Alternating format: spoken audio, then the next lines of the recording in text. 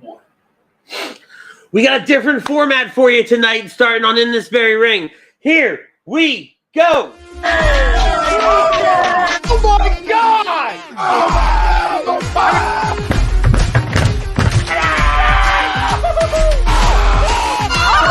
I'm embarrassed! He's flying! Welcome in. It's almost time.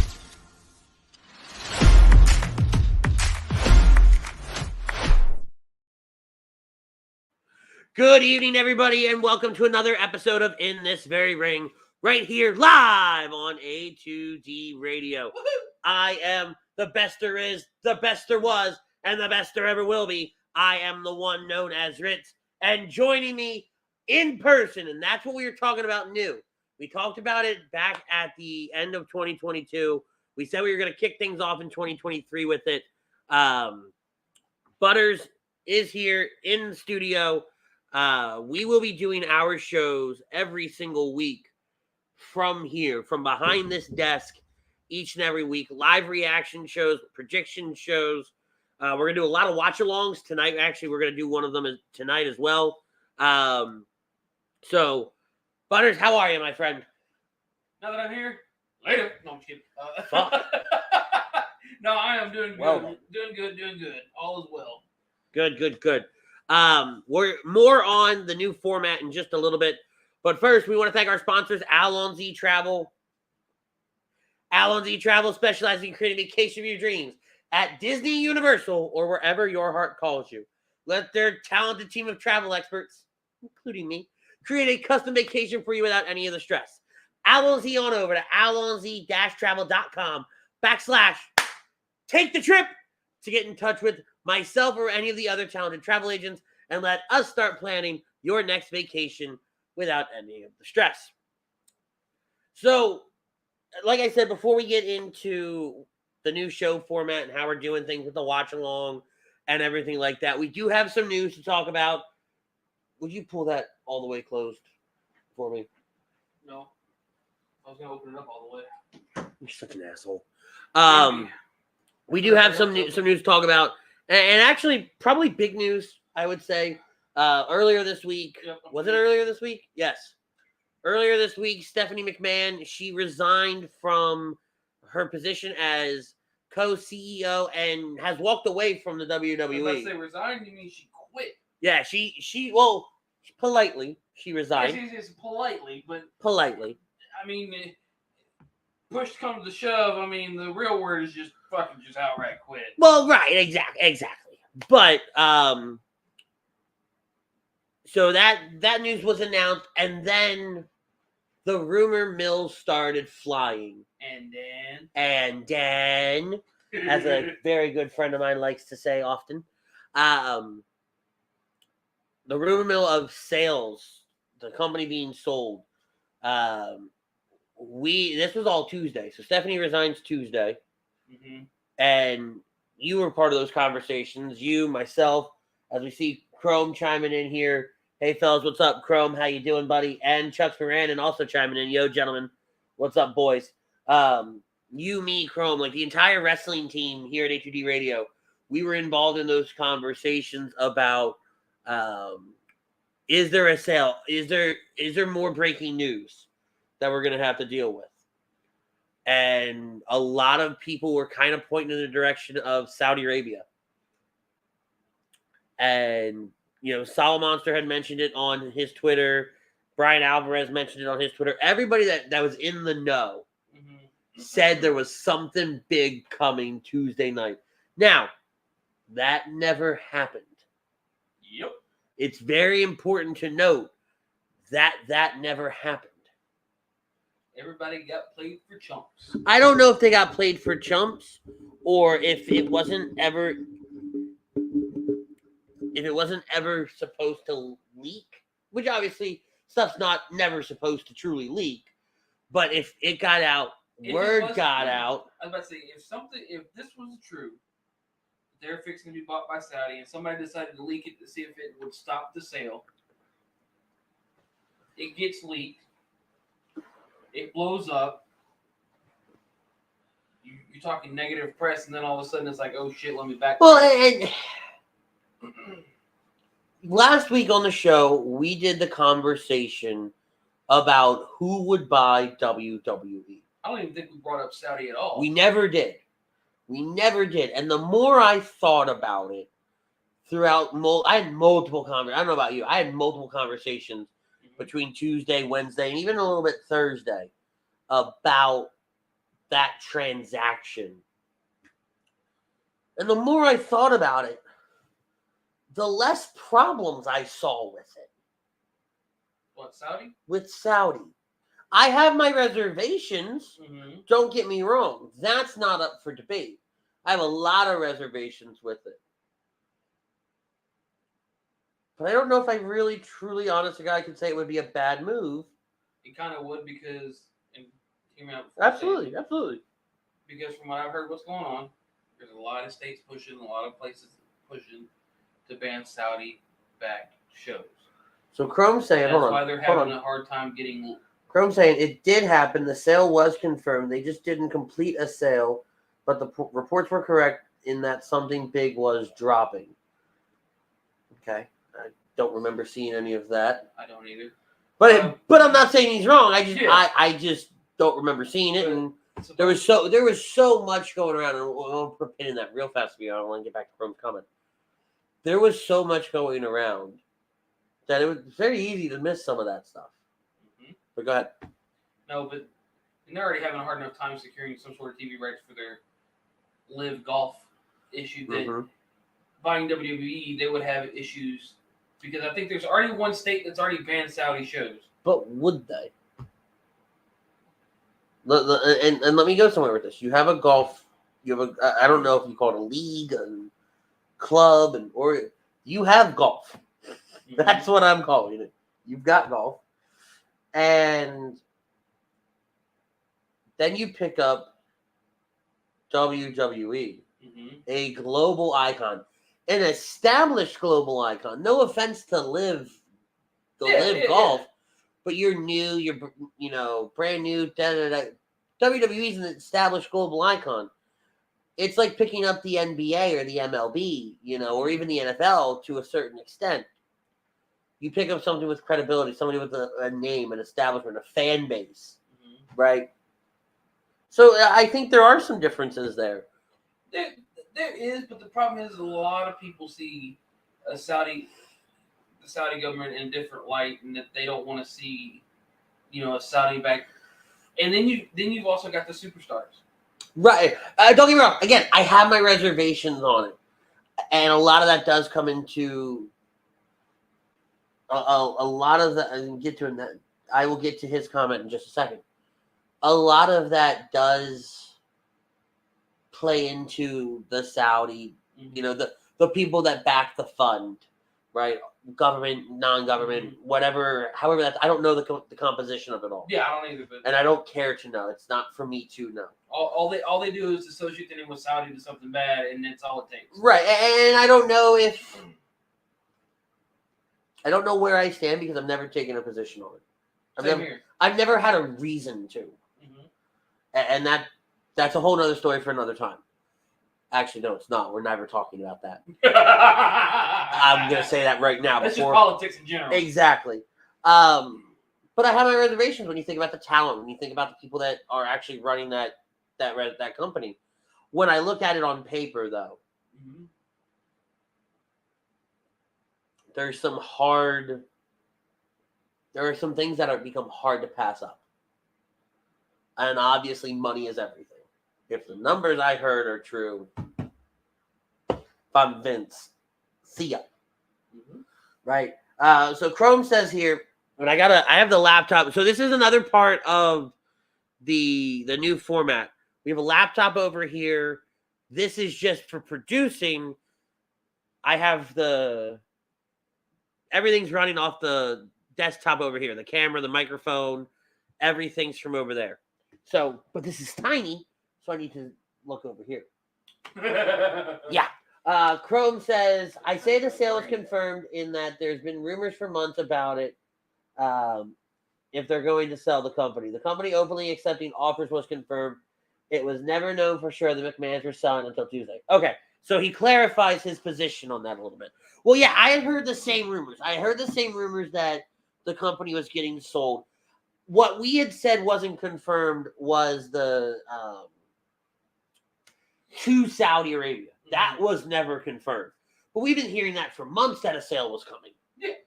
And Vince coming back. And again, we talked about all of that last week. I don't want to reopen up that conversation necessarily because I think we will in some aspects once we get to our poll question, our topic of conversation.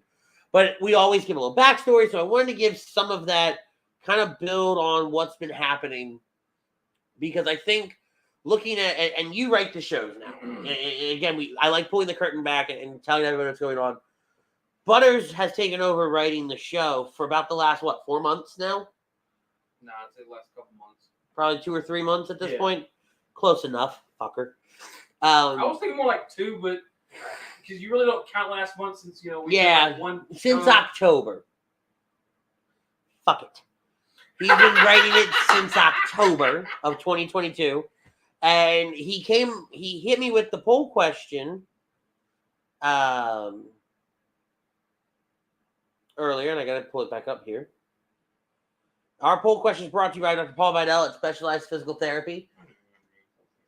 Yeah, shut up. SpecializedPhysicalTherapy.com. Check him out at Burlington, Cherry Hill, New Jersey. He's our doc, making yours. That's Dr. Paul Vidal at Specialized Physical Therapy. Stephanie McMahon resigned from the WWE because of Vince McMahon. Agree, disagree. Butters, you wrote it. You start off. Honestly and truly, I think the majority of it had to do with Vince. Him coming back and taking over the board the way he did, the potential sale, because I honestly don't think Stephanie, Hunter, any of the family wants that to be sold. Period. If any kind of sale happens, they want it to be within the family still. Mm-hmm. And I think push comes to shove, Stephanie decided that she had enough and said, fuck it, I quit. Well, respectfully resigning, of course, but I think at the end of the day, I think I'd have to agree to the poll and say she quit because of Vince. Especially, like I said, the way he forced himself back in, because you could call it a forceful You could. You have the... So at the end of the day, I agree to the poll. I think Vince is ultimately what has it wasn't Vince that made her resign, but because it was of her own free will. But I think that's exactly what made her resign. I think there were underlying factors into why she resigned. I don't know if I would say it was all because of Vince. Do I think he plays a role in that? I think it's indirectly he plays a role in that. Mm-hmm. I think with him... Oh, wow.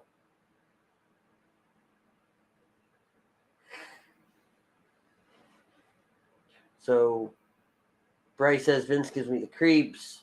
She absolutely did. Chrome goes on to say, of course she did. She has a personal brand that can't align with his womanizing, bullying, and egomaniacal behavior. And that's kind of where I was going with that. That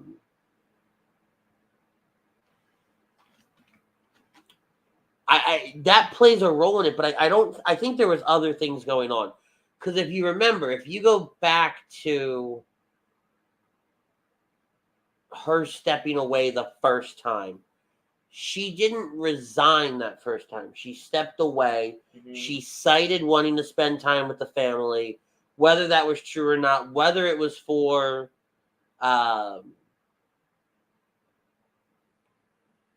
whether it was because of Vince, everything that was going down at that time. Hard to say. The more I think about it, it probably is. Mm-hmm. But I feel like there's underlying factors that we just don't know about because it goes to personal life stuff. And I think when you got to think about it, this is the only thing she's ever done. Correct. Her entire life. Only thing she's ever done. I don't know if she has a what if. Right? She watched Shane go off and do some stuff. I mean, whatchamacallit, Shane was all of last year for what? The Rumble, and booted out because of the issues. And now, Stephanie's here. Vince left. Stephanie come back. See, that's another thing. She decided to step down and step away from the WWE. And in the moment Vince left, you know what? All right, I'm back. And the moment he comes back, oh no, I'm gone. And it's not a bad. It's not. No, it's not wrong. Except this time now, I'm not stepping away for a moment. I'm gone.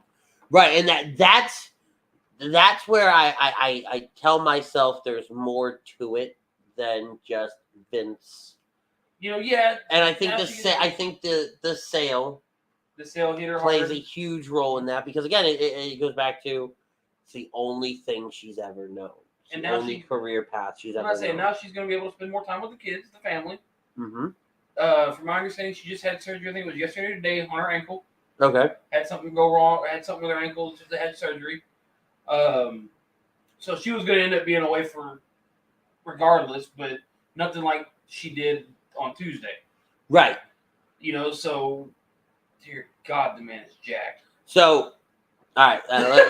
Sorry, it just I forgot how jacked he was compared to how he was. All right, so full disclosure, we are doing a watch along in a little bit later in the show of the 2002 Royal Rumble.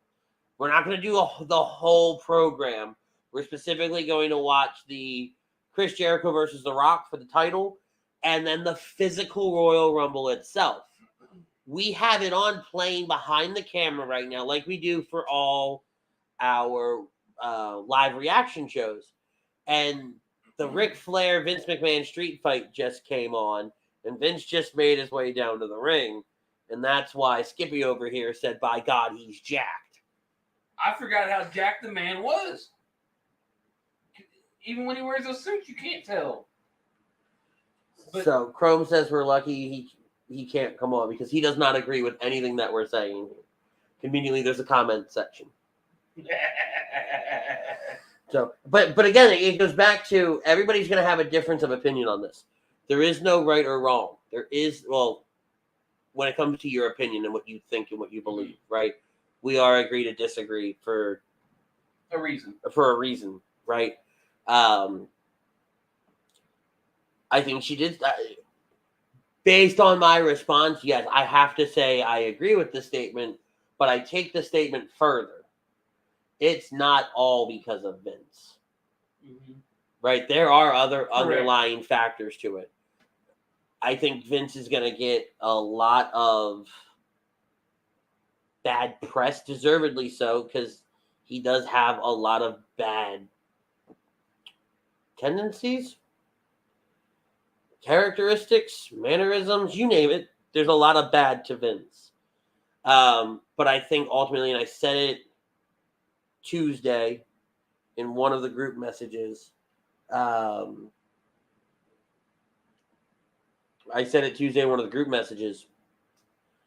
Him coming back, I think there's part of it is this is his baby. Mm-hmm. WWE is his baby, and if there is going to be a sale, he wants to make sure that it's properly done. He can't walk away from it. He still owns the company at 81% of his. He owns 81% of the shares, I believe, is something like that. He's got vast majority share period. Right. So he still owns the company. So it was only a matter of time for him to come back to facilitate something like this if this is the direction he truly wanted to go. The issue is he's got, yes or no on media rights, yes or no on sale. He's got everything rock and rolling to the point where it's like nothing ticks without him. And to a certain extent, if he truly stays in the office, if he truly stays in Connecticut, mm-hmm. in the office, and facilitates these sales, facilitates these deals, does not run the company in any way, shape, or form, mm-hmm.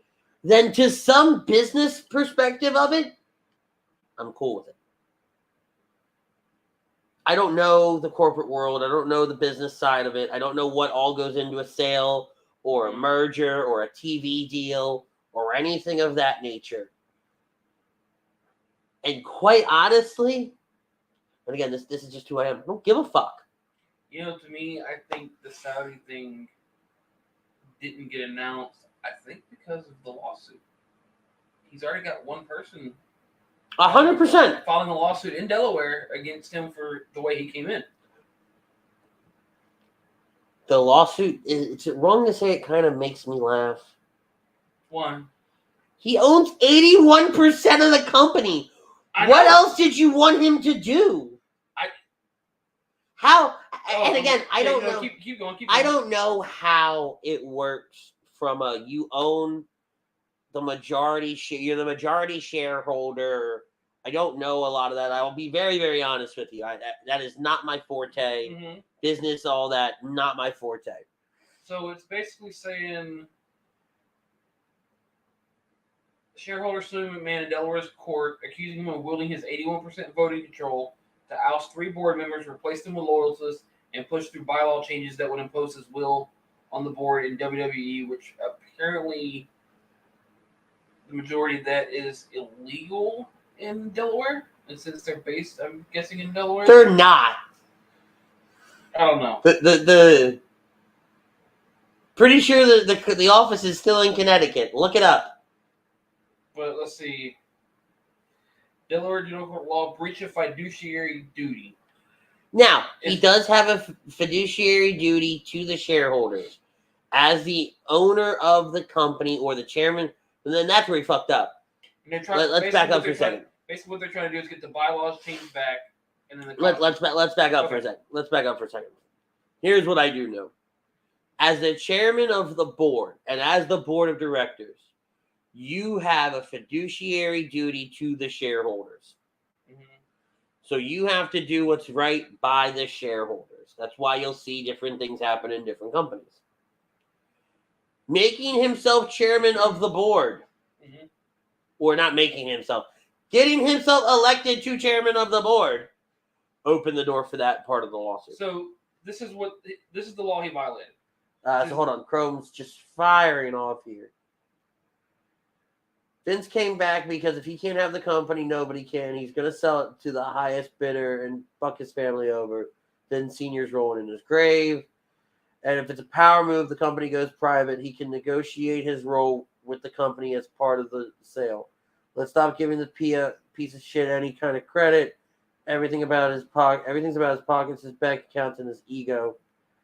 If he cared about it being his baby, his daughter who's given everything to the company would be taking over. And then he adds, if he cared, he would tell Stephanie and Hunter to get together a buying group and sell it to them so he can get his money and it stays with the family. But he doesn't care. He's literally one of the worst people on the planet. That's an interesting statement, though. Yeah. I want to take that for just half a second. Who's to say that she's not? Say she's not what? Putting together a buying group. It's true. Who's to say she's not trying to pull a Bischoff? How Bischoff was trying to buy WCW. Yeah. Right. And again, I'm not giving him any ounce of credit or whatever have you. I'm trying to take this objectively. I'm trying to take this as middle ground as I can. Mm-hmm. Because I don't want to I never want to come on the air and just completely go negative. That is a big problem with me. One, with some of the people on this platform. Two, it doesn't make me want to watch. So I try to stay middle of the road. I try to stay middle ground. I try to give some benefit of the doubt. I try to do whatever. Because again, if you remember, I took the fuck you Tony Khan route for a very long time. I didn't like those shows. At the end of it, I had a headache. I was miserable. I was bitchy. I don't like doing that. But real quick, and we can mold this over later. But basically, according to what when it comes to... Okay, Chrome, no, hold on. Stop. Chrome, you and I are going to disagree on this. Okay? But again, I'm going to take the what if because there are things we don't know. We don't know if she's doing it. She could be doing it. I'm going to say that. I'm going to say it's a possibility. Until it comes out that there is a sale. Until it comes out that it's done. It's going to this person. There's a press release from the WWE. I'm going to keep doing this. Yep. Okay? I can take things objectively because while Vince isn't, he says that you can't take anything involving Vince objectively. He's not an objective person. He's not a logical person. I am. I'm objective and I'm logical. I'm not going to immediately go into this completely negative. I have my own theories for off the air that I keep off the air. But when I'm on here, I try to take the objective route and look at all different avenues so that we can have a conversation about it. So I just come on here and say, Vince sucks, Vince is the devil, blah, blah, blah, blah, blah, blah, blah. What are we trying to talk about? I have nothing to talk about at that point. It's a 10-second conversation and we move on. We're going to move on anyway because I'm done talking about it now. We'll find out more details as to follow, but we have a Royal Rumble to prepare for. We have WrestleMania to prepare for. On the other side, we have AEW doing whatever the hell AEW is doing to get prepared for their next Wednesday night special, which I can't stand those. The Wednesday night special? Or the Battle of the Belts after a Rampage. That's poor timing. Yeah, no, Battle of the Belts needs to be one of their Wednesday specials. Because it's reminiscent of Clash of the Champions. Mm-hmm. It either needs to be a Wednesday special or something on a weekend. Something that's, like you said, a different date or a different time slot than... Because I'll be honest with you. I was kind of intrigued in Battle of the Belts. And again, I don't have a lot of time to sit down and watch a show from start to finish. Mm-hmm. The problem I make the time for the live reaction shows that we do because we're on the air. I enjoy watching them with you. But during the week, it's hard. Well, see, the problem with Battle of the Belts being where it is, time slot-wise, unless it's a pay-per-view, premium live event, whatever the fuck you want to call them, to whatever brand wants to call them, nobody wants to sit for 4 hours and watch wrestling on a Friday night. It's hard to. You know, like I said... But you're assuming that that somebody's going to watch both shows. SmackDown. And then Rampage, and then Battle of the Belts. So I'm saying nobody wants to sit through all that. They might skim through one or the other and do other things, but at the end of the night, nobody's going to want to sit and watch that much wrestling unless it's, like I said, pay-per-view, the big stuff. So I can't lie. I enjoy the concept when I do get to sit down and watch a Friday night SmackDown. I enjoy the idea of, all right, I watched 2 hours of, hopefully, it's not always great. Like this last couple of Raws have not been that good because they've been going up against the national championship. They knew nobody's watching. National championship. The ass kicking that Georgia handed TCU.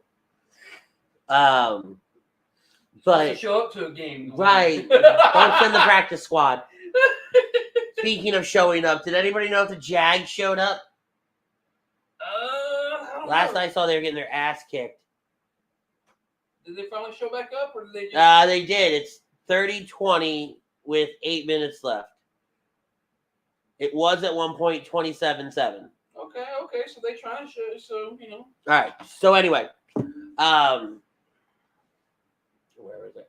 I really enjoy the concept of 2 hours of hopefully really good SmackDown, and then I get to watch another hour of AEW. And then typically by that point, I'm either going out somewhere, I'm going to jump on the games and hang out with somebody. So why not? Why does AEW do Rampage and then Clash of the Belts, when you could just skip Rampage for that week and then just do Clash of the whatever? Yeah.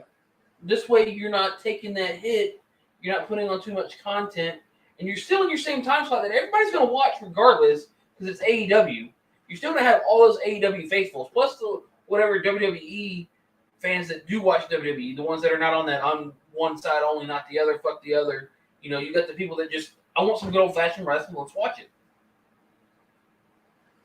Yeah, and then that's where I sit with it.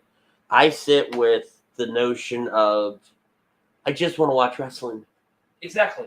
I could care less. Don't get me wrong. There are things that piss me off in both companies. Mm-hmm. This past Wednesday night was one of them for AEW. You know, Raw SmackDown's been wishy-washy. Well, let's dive into that, though. What made you mad about Wednesday night? trios titles. You I suspend motherfuckers. knew this was coming. You suspend motherfuckers for actions unbecoming of whatever you want to call their titles, which is what we're going to call it for now. Actions unbecoming.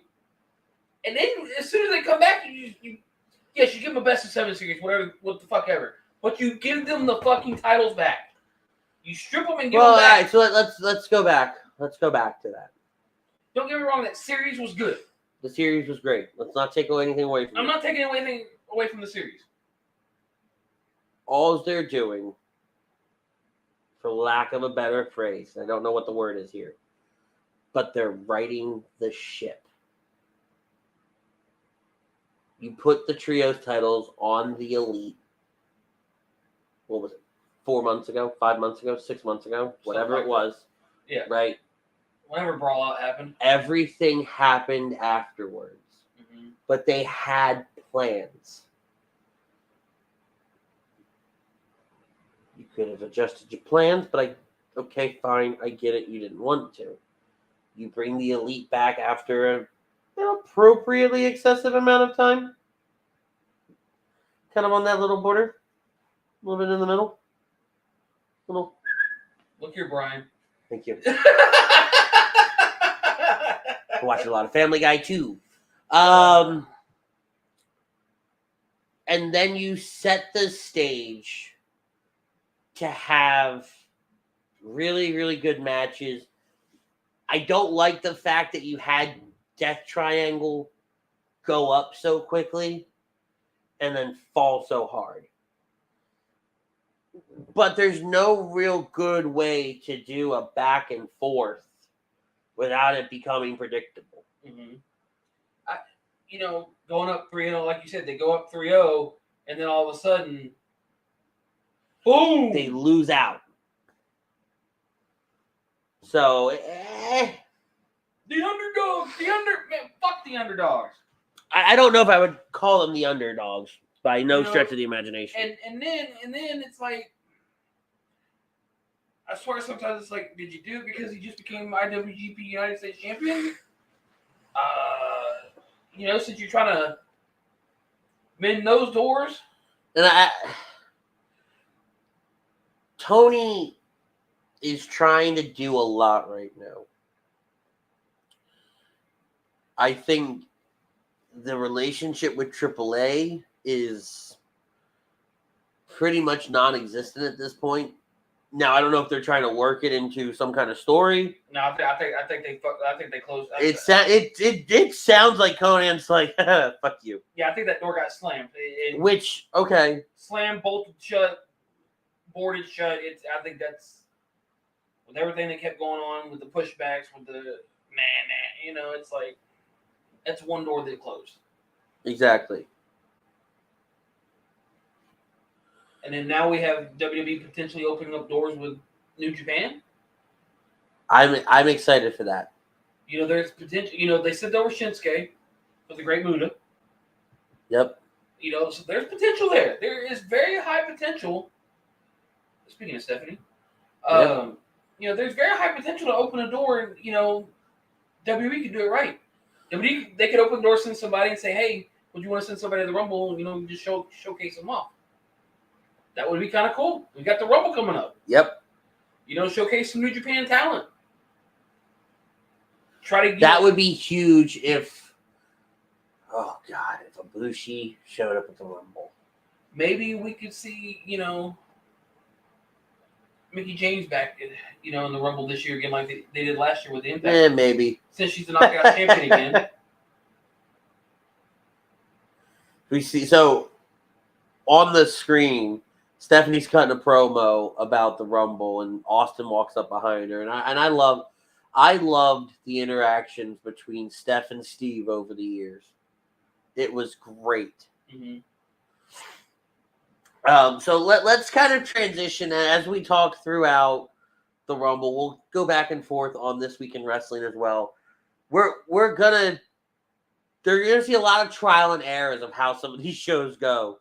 About what we talk about and get through and whatever have you. Got a young Michael Cole. Yeah, no kidding. I didn't even think about that. once this segment ends and they do the video package for the Chris Jericho Rock match, I'm going to pause it. Well, if you want to watch along with us, you can. And we'll be talking about what we see there. We'll do some backstory, kind of like how they do it on 83 Weeks with Eric Bischoff, because I'm addicted to that podcast. Cheap plug for them. So give you some backstory of what's going on if you hadn't seen it before. Insight from you on why you picked this specific Rumble, because I told you to pick one this morning and you just said, okay. You just fired a number off at me. Well, I went back and forth between two. Well, hold on. Okay, you're good. We'll get there in just a second. So, Damien says, if Jags lose this game tonight, this would be a preview of what would happen if the Cons own WWE. Damn it, I'm going to need a lot of alcohol. That was also on the table. The Cons buying WWE. I heard about that. Did you also see that Nick Khan went and talked to Bob Iger? And ESPN. Yeah, well, same people. Disney owns ESPN. Yes. I thought they were separate entities. No, because Disney's own ABC. They have the ESPN Wide World of Sports complex on Walt Disney World property. Shows you how much I know about ESPN, okay? What rock do you live under? Patrick's Rock. Oh my God, that explains so much. Fuck. You know what's going to happen now, right? What's that? I'm going to have Frank take the picture of you and put it on Patrick's body. Cowboy me or facial hair me? And then we're going to slap Cowboy. And then we're going to slap it on, but it's going to be Patrick when he comes up from the rock. And we're going to make it a fucking gif.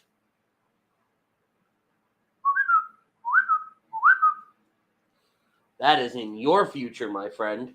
So good luck to you there. Good luck trying to get it done. Get her done. All right, so this is the video package has just started. I have it paused.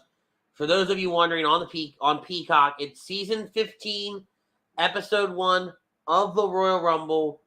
We're at time code 5839. We're going to take this to roughly the end, which is a lot longer than I thought. Hold, please. I must confirm with some time, because that says 2 hours. There ain't no way this match is 2 hours. Yeah, this match is 20 minutes, and then you have the Royal Rumble, which goes for an hour. So something has to happen in between that we're not seeing on this run sheet. An hour, 20 minutes, that's potentially 2-3 more matches in between. We'll fast forward throughout what we need. So, because we're already at 38 minutes of showtime. Okay. So I'm going to hit play in 3.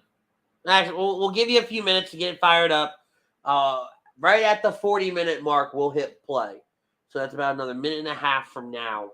But yeah, no. So to Damien's point, Disney owns ABC, NBC. They don't own all of Fox, but they own a portion of Fox. That is why The Simpsons are on Disney Plus. They do own a portion of Fox. Okay. Yeah. So Brian Daly chiming in. What's up, Daly?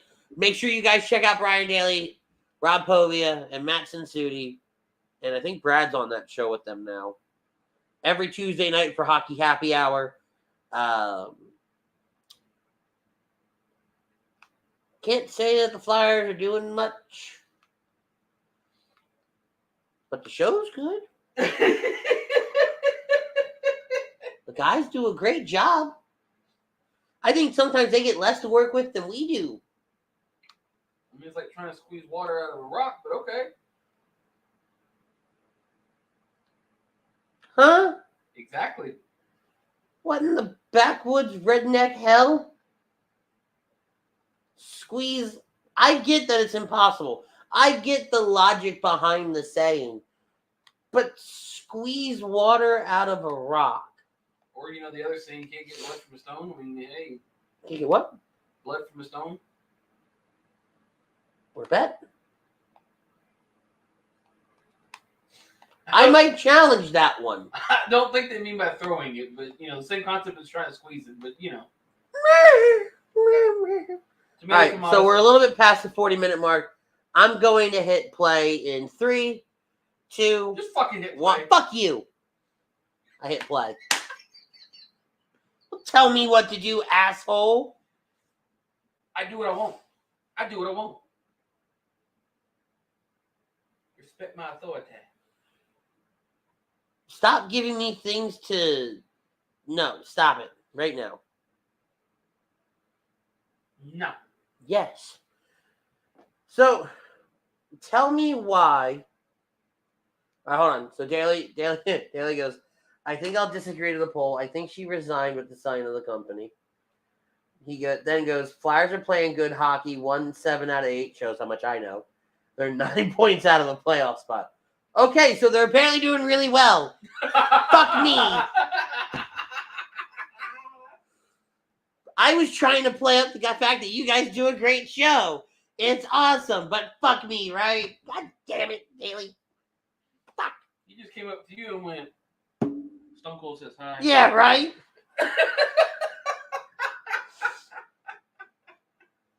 Shit. All right, where the fuck are we?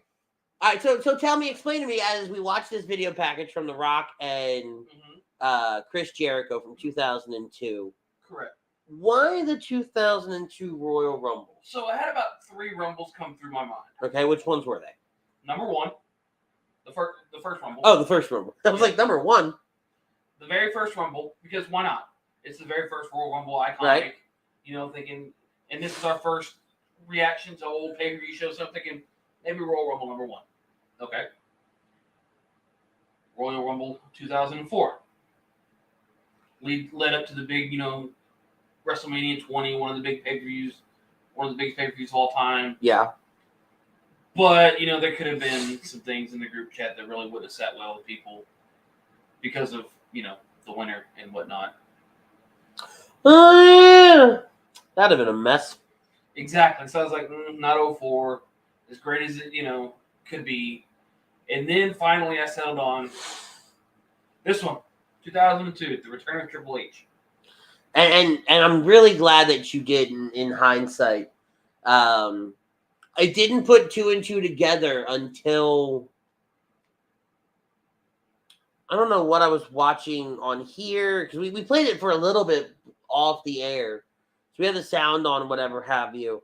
And somebody mentioned, oh no, I looked at the run sheet to figure out where we wanted to start. And I realized this was the one that Triple H won. Mm-hmm. And I went, I'm pretty sure this is the year he came back. Yes. That was one of the factors. It was right after the invasion and everything like that happened. That's why we got the McMahon Flair Street fight, which would eventually lead, I believe, actually, this is the year where Undertaker fights Ric Flair at WrestleMania.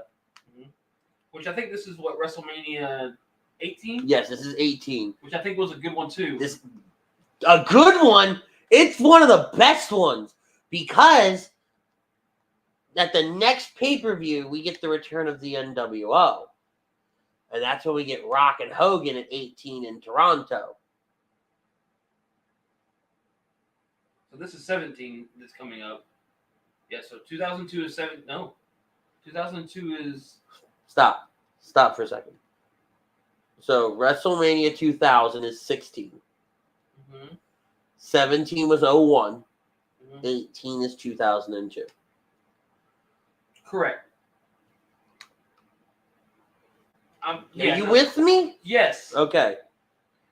Because for some reason I thought you said 19 when you said NWO. What's it say? Damien says, I'm sorry, but is it me or does Butters look like a real-life version of Peter Griffin? Trying to say I'm fat, Damien? I don't know if that's what he's saying. But that throws everybody off when I say that, though, too. No, it doesn't throw anybody off. It just tells me that, like... I'm not offended by any means. If I got offended for somebody calling me fat, then I need to do something Oh about my it. God. So earlier today, I'm not going to give a lot of info on this, but I'm at work.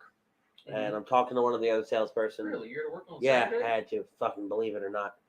I'm talking to one of the other salespeople, and he goes, how did he word this? Something to the effect of, and I wish I wrote it down because it was great, but something to the effect of temperature just shy of an IQ. Or IQ just shy of the temperature, or whatever. However he worded it. Oh man. I wanted to use it on the show tonight, but so much has happened getting this ready, talking to you, getting into the conversation. I forgot about it because it's right up the alley of some dumb shit you would say. I could use it against you. It'd be great. Fuck. All right, we've got the boss chiming in. Tom Arnone, my guys, let's talk about it. So Rock and Jericho are in the ring here, and Jericho would ultimately go on to win this match. Mm-hmm. Spoiler alert. So you picked 2002 because it's the return of Triple H, and it's a great Royal Rumble in the grand scheme of it all. I don't know if it's in the top 10, but it's definitely a really, really good one. Because of so many iconic things that happen through here. As we see Rock and Jericho get underway. Do you miss this era of professional wrestling? And what I mean by that is... The 02 to 04 era? Yes, but let me go one step further. Is it better than what we have now? I'd say in a way, yeah. I mean, we had a little bit better storytelling here. We had, I don't know, I don't think across the board we did. I think this era just seemed a whole lot better. Like you said, it was. And this era right here, this is just kicking off that ruthless aggression phase. Not even ruthless aggression, I don't think yet. No, this was the I guess you would call the purgatory between Attitude and Ruthless Aggression, because Ruthless Aggression didn't start till what? Till after the NWO was done. So really and truly, WWE. I don't remember what they call this era. The eras of WWE. Let's see. The golden era. Fuck off. Get out of the way. So the Attitude Era. This could have been the end of the Attitude Era. No, well, quote unquote, and it depends on who you read, would end on April 1st, 2001. Ruthless Aggression began April 2nd, 2002. So it would be the night after WrestleMania that year. That would run until... But was that Vince's speech, though? Because I thought his speech talking about Ruthless Aggression was... Here's another... Right, so here we go. Let me see. This is actually Wikipedia. Now, I found that article. I don't know why I didn't find that in the beginning. Right. The Invasion and the NWO would be 2001 to 2002. April 1st, 2002. So April 2nd, 2002 would be the start of Ruthless Aggression. Where's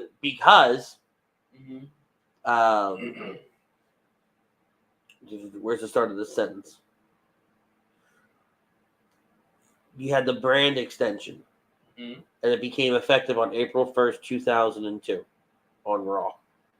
Okay. It was the draft lottery. See, I've always figured it started with Vince's speech about Ruthless Aggression. The NWO is dead, all that, I figured this would be. This was the prelude to it all. This was the. Okay. The first draft was March 5th, 2002 at State College, Pennsylvania. So basically, this is the year that started off. You had the Invasion. We're coming off the Invasion. We're coming at the end of the Invasion era. Very small, yes. And then as soon as WrestleMania is done, now we're in the Ruthless Aggression. Yeah, because Vince wouldn't start cutting the Poison promos. So I think the Monday, I actually think right after this event, Vince starts doing those vignettes in the back, talking about killing, great stuff, talking about killing the WWF, and which effectively he does in these promos because it does become the WWE right after WrestleMania. When you look at the long-term storytelling, we always give people WWE a hard time about long-term storytelling. They took the real-life event of the fact that the World Wildlife Federation did not want the WWF to be the WWF anymore. They knew a transition was coming. You had something like the NWO. You were able to position them as the true bad guys that they weren't positioned in WCW as. I mean, you could almost take those promos and push them through today. Yeah, you could. What's going on now? You could. You really think about it without saying, "Oh, I'm bringing back the NWO." Vince could go back over those promos and effectively say, "I'm killing it. I'm selling it. I'm done." You absolutely could. And Jericho's at his peak here. Actually, no, I lied. Where would you let's talk about Chris Jericho for a little bit. Still active to this day. This is 21 years ago. Almost to the day. I would say his peak might have been Jericho Michaels. I don't remember which Mania. That was 19. 19? It'd be the following year. I'd say that was around his peak. I mean, that's just me. See, I go when he wins the big gold belt and he comes out in the suit. That era of SmackDown, Jericho, all that, where we kind of saw the more serious Chris Jericho. You're talking about when he came back to WWE. What was that? 06, 07, 08, 09, 010, somewhere in the later part of that. That was what the Say Was Y2J, the cryptic bits, the... No. Not Say Was Y2J, but the cryptic Y2J. No, I don't think that has anything to do with it. When he came back and... Hold on. Feud with Orton. I don't know if it was his feud with Orton necessarily. Well, I'm just trying to think of which area you're talking about. I'll tell you right now. Where's his professional wrestling career? So, Jericho... But I know about which area you're talking about. It was between... It had to have been 06, between 06 and 08. So, he after he loses the title and everything like that at WrestleMania, he kind of goes through a little bit of a lull, and then after his first feud with Cena, he starts feuding and teaming with Christian in 2002. This would be like 2002, 2004, which would see him fight Shawn Michaels, and he'd do some stints with the Intercontinental title, World Championship pursuits and departure 2004, 2005. So that's what you're thinking. He would come back. So it'd be a 2-year hiatus. WWE promoted Jericho's return starting on the September 24th, 2007 episode of Raw with a viral marketing campaign using a series of 15-second cryptic binary codes. This would lead to his return to television as a face on 07 when he interrupted Randy Orton's orchestrated Passion of the Torch ceremony. Yep. When would he turn heel, though? I think it was right after his feud with Shawn Michaels, because that's when they stopped doing blood, was after their series of matches. Because they ended up getting real bloody and out of control. Causing Shawn to attack him. Well, if they had a good series of matches with those. It would be the June 9th episode of Raw where he has the highlight reel with Michaels and he throws Michaels into the Geritron 6000. That era, so that's June 9th, 2008.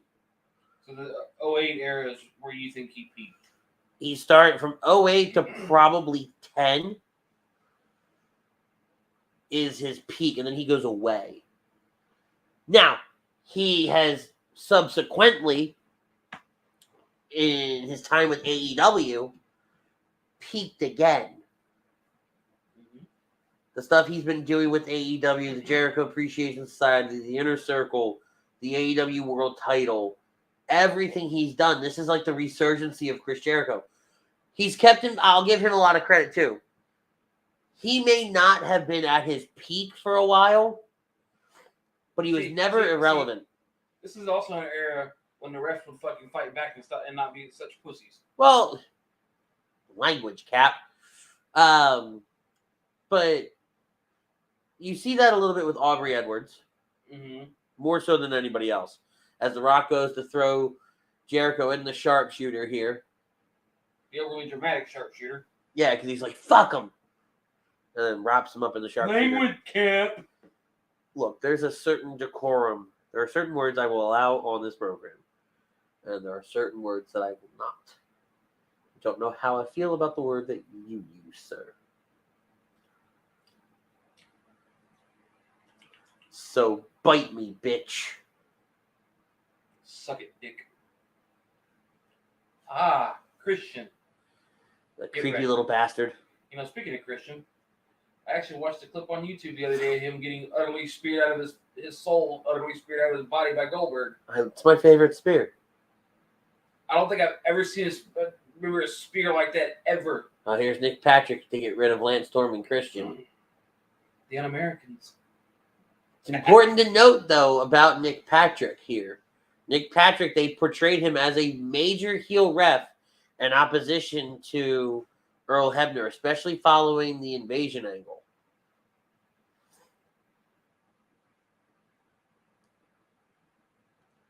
Damien says, funny how Vince said he wants to kill WWE in that promo, and 20 years later, he's accomplishing his goal to literally kill the WWE. My point, Damien. Thank you, sir. You guys are on the same team now. How does that make you feel, Damien? Welcome to hashtag Team Butters, Damien. Every little bit helps. Stupid bastard. You're dumb. You're fucking dumb. But were you all right? So walk me through your professional wrestling fandom in 2002. You're watching, yes? Because if I remember correctly, you said there was a point where you got away from it for a little bit. I think I started getting full blown back into everything in 2004. Okay, so you're really not paying a lot of attention here. Correct. You've seen this Royal Rumble before, yes? I think so. My memory for some of that stuff is a little... Okay. Because I remember this night. I remember the night Triple H came back. It's still one of my favorite clips to watch. Because it's in Madison Square Garden. He has that jean jacket on. And he's amped from the start of that. And you feel for him. Anytime he tore his quad and came back, you felt for him. Right? Because he was a dick. Yeah, he's a prick. But like knowing what that does, especially as we've gotten older and we learned a lot more about the human anatomy, that tear is crazy. Yeah, because he tore one quad, and then years later tore the other quad, and then you got Vince who's torn both at once. That stupid bastard. I thought that's the one you were going to make me watch too. No, that one didn't even cross my mind because that was the Cena Batista double count out. Not double count, double elimination. Double elimination. Son of a bitch. What? The Jags have brought this all the way up to 28-30 with 3 seconds left. Do they have the ball? Yeah, they have the ball. On the 18-yard line. On the Chargers' 18-yard line. This game on. Where was I going? I don't know. Where were you going? Where was I at? Do you remember? Yeah, I've forgotten thanks to the Jag shit. Son of a bitch. Triple H coming back. No.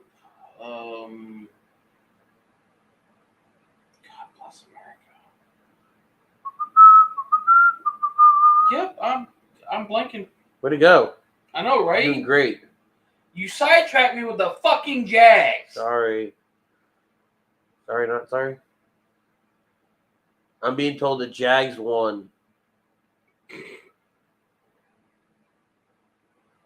Holy shit. Show this again. Dougie P is going to the next round. Show that kick. He barely makes the field goal. This long-haired bastard. Better sign him to a fucking badass contract next year, boys. I don't know if they're going to show it, so we may have to. But, all right, so the Jags advance. The Jags advance. The Niners advance. Very interesting stuff. Yep, I don't remember what I was talking about. Son of a bitch. Either way. I was going somewhere with what I was saying. Triple H returns, Jean Jacket and all. Apparently, Paul Heyman did a thing for Brock Purdy. Yes. It was actually pretty funny. Was it? I haven't watched it yet. I didn't even know he did it. Even with the full Brock. That would explain why people said, did you watch, like at work? They're like, did you watch the opening of the Niner thing? No. Oh, okay. I looked up and seen Paul Heyman, and then I seen him say Brock, and then I seen the Purdy, and I'm like, wait a minute, what did I just fucking miss? Yeah. Right. But 04 is about when I really got back into it and fully stayed into it, fully got immersed into it. Okay. You know, before then it was off and on as a kid, you know. Oh, here it is. See if they show the replay.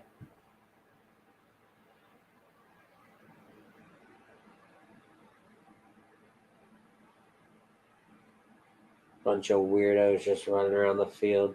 Show the damn replay. Well, they're not. But if I find the replay, it just barely makes it up there. So interesting to note, the SmackDown. So on Raw, we got new number one contenders to the Raw tag team titles in Judgment Day. Yes, Adam Pearce said the Raw tag team titles. Interesting.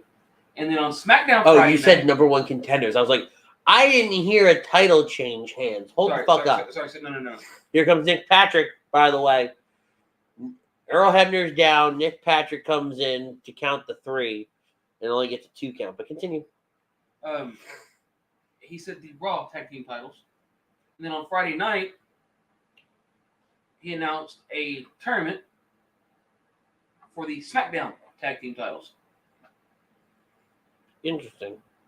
Because one of the first rounds is going to be the Banger Bros versus the Viking Raiders. Because they wanted revenge on the Viking Raiders. Okay. What Sheamus wanted, I think it was Sheamus wanted the rematch and Drew wanted the revenge, or vice versa. One on one to the other. And Pierce said, I'll do you one better. Your first round is going to be against the Viking Raiders, and it's a tournament for the SmackDown tag team titles.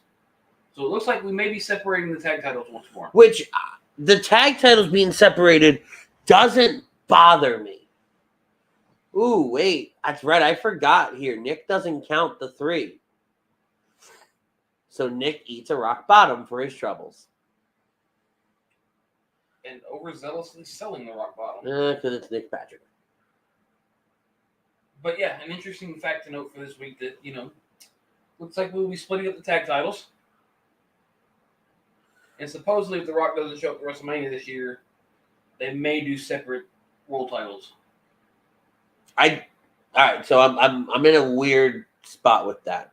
All right, so still referee down, by the way, if you're watching along at home. Rocky, that's what you get, bro. Earl could sell a being down, but he would sell it for too long. Like, get up, man. You just got bumped. You're not, like, dead. Right. And he gets shot out of a cannon. So one thing I didn't like about this era. That was a hell of a leg lift. Yeah. One thing I didn't really like about this part of the era is I didn't like any of the ref How stuff. are you not seeing this shit, bro? The ref stuff just didn't work for me. That was blatantly like. Oh yeah. Ted goes, "Who's the kid on the right? What happened to Butters?" It was worse last week. I killed him and shaved. It was worse last week. Yes, because it's starting to grow back. I grew a wild hair and decided I wanted to shave. Duh. I felt lazy and didn't want to trim it up, so I shaved it all off because I know it'll just grow right back. It's understandable. Can't be mad at you about that. And I do it every once in a blue moon anyway, so it's about time. Very true. Very true. First, I thought just shaving off the sides and just going with a goatee thing. Mm-hmm. Then I thought doing just the mustache. Yeah, that didn't go well the last time I tried doing the mustache. People said things that weren't nice. I might have been one of them. Oh, no. This was before me and you ever met. Okay. I wouldn't put it past me, though. Oh, no. Good sentence. Yeah. Way to go. I was told something about a van and candy and, Yeah, exactly. That's genius. And so I instantly shaved off that mustache. A mustache you a question? Yep. All right, so we're going to get ready to fast forward to the Royal Rumble portion. The Bumble! I swear to God, WWE, if you announce every motherfucker entering the Royal Rumble before the Royal Rumble, I'm going to scream. Because you're already announcing people entered in the Royal Rumble. I want to make sure I don't miss anything. And apparently, I'm guessing after Friday night, apparently Liv Morgan wants to be number one. Good. Let her run the distance. That's what she wants to do. Remember WWF New York? Mm-hmm. I wanted to go so badly. The one time we were in New York, it wasn't open. Really? Yeah. Jesus, look at Sean. Howdy. How young he looks, and did he borrow that from Garth Brooks? You gotta realize he is from San Antonio. I don't care. I know. My dad shoulder checked him in the San Antonio airport on Super Bowl Sunday, like 15 years. No. Never told you this story? No. So it's Super Bowl Sunday. Dad is traveling. My parents are still together, so this is pre-04. My parents divorced in 04. Mm-hmm. Roughly. And everybody's at my parents' house for the Super Bowl. Dad's not home. And I don't think Dad was supposed to come home like the next day or whatever, because I remember being surprised that my dad was home. Mm-hmm. Dad walks in like 20 minutes into the Super Bowl. And, super excited to see him, this, that, and the other thing. And my dad goes, "I got something for you." Okay, well, my dad has never, at that point, on any trip he'd gone on, really ever gotten us anything. That was silly, right? Because we were traveling a bunch, not going to lie. And he pulled out this piece of paper. And he just hands me the piece of paper. And as a kid, now mind you, I'm 13, 14 at the time. Mm-hmm. Oh, you got me a piece of paper. Read it, jackass. Okay. Yeah, that's smart. Open it up, and it's an autograph from Shawn Michaels. This says HBK. How?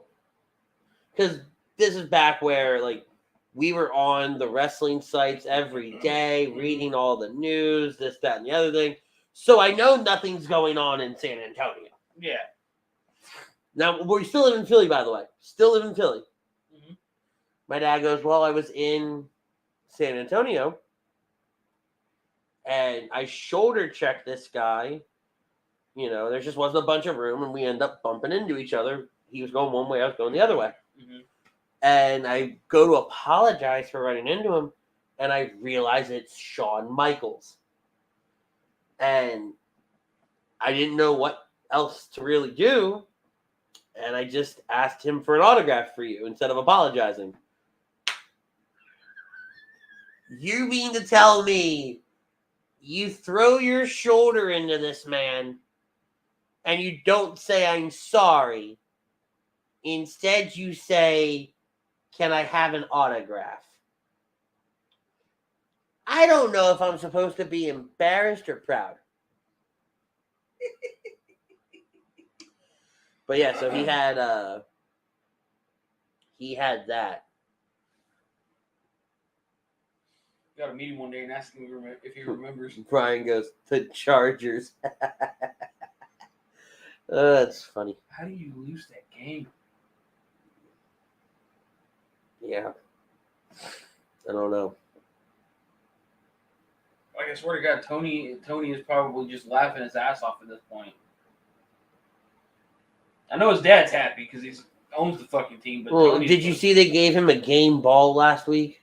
Gave who? Tony. Oh, Lord. Give Daddy the game ball. Don't give Tony the game ball. They gave them both the game ball. Oh. Things in this world I don't make up. That is one of them. Lord have mercy. I wish I could. I you know what? Just Scrooge it. All right, so the Royal Rumble is about to kick off here. Get my iPad out. The pad day eye. Which, speaking of, in 2 weeks' time is the 2023 Royal Rumble. Woohoo! We're going to be doing our live reaction show for it. Yahoo! I'm going to play around with putting the graphic up, not a graphic, but a board up back here, potentially, with the list of entrants for the Rumbles. Or we're going to put something up on the screen where we can track the list of entrances for the Rumble, surprises, and all that. We have not decided if we're going to do a Royal Rumble pool. Holy shit, it's Teddy Long. Yeah, as a referee. We've not decided we're going to do a Royal Rumble pool this year or not. Just because I don't know if I want to facilitate all that. Was a pain in the ass last year or 2 years ago when we did it. Mm-hmm. I am trying to get some people to come on the show for that night. Some people here to be in the room with us while we watch it. It's important to note here, as Rikishi makes his way as number one, Goldust is number 2. 1, we send our thoughts, our love, and our prayers to Dustin and his family. Dustin lost his mom earlier this week. So our thoughts and prayers are with her and with him and his family at this time. But I think this was his return in 2002. Really? He was gone. He was gone for a little bit. Nothing major, nothing crazy. But this was his first night back. I think, if I have my timeline correct. Let me check. Yeah, you do that. I will.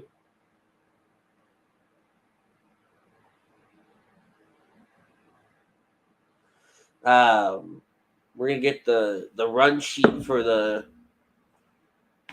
Rumble pulled up here, but we're gonna track the Royal Rumble in 2 weeks' time.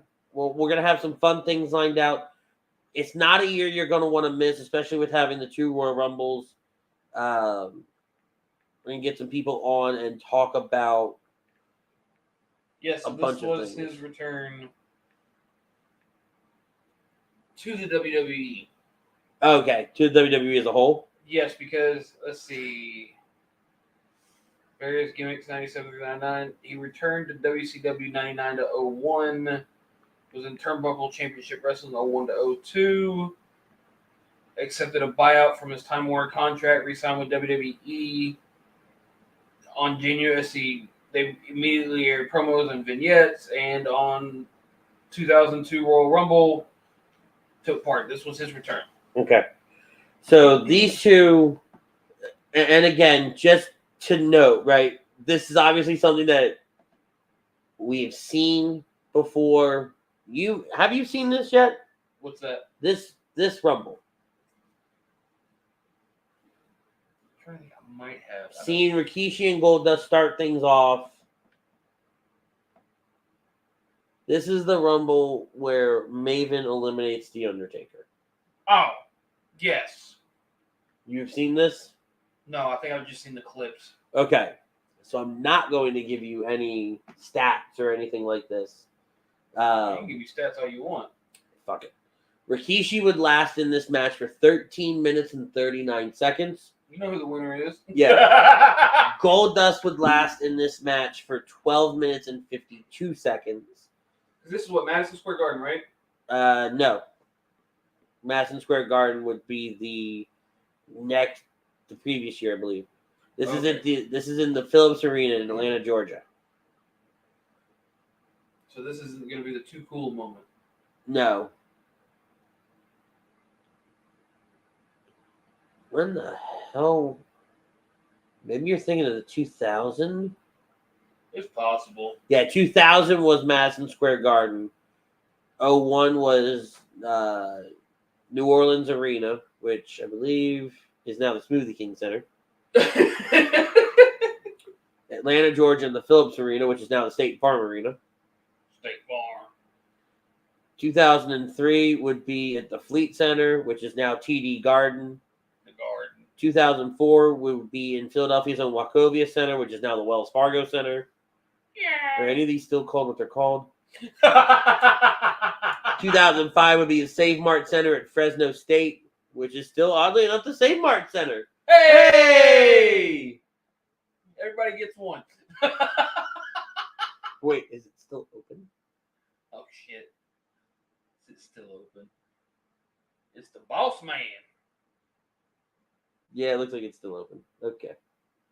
Looking a little rough there, right? That'd have been fucking amazing. It's just not open anymore.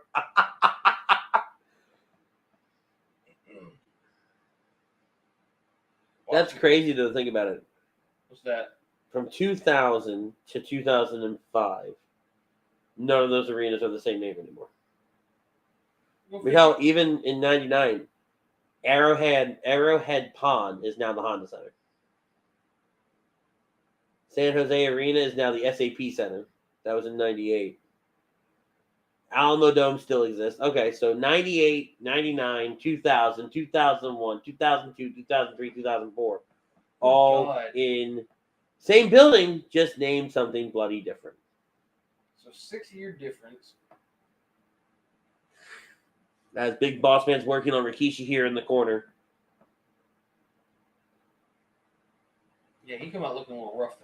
Boss Man wouldn't last very long, though. He would only be in this match for 3 minutes and 5 seconds. Ah.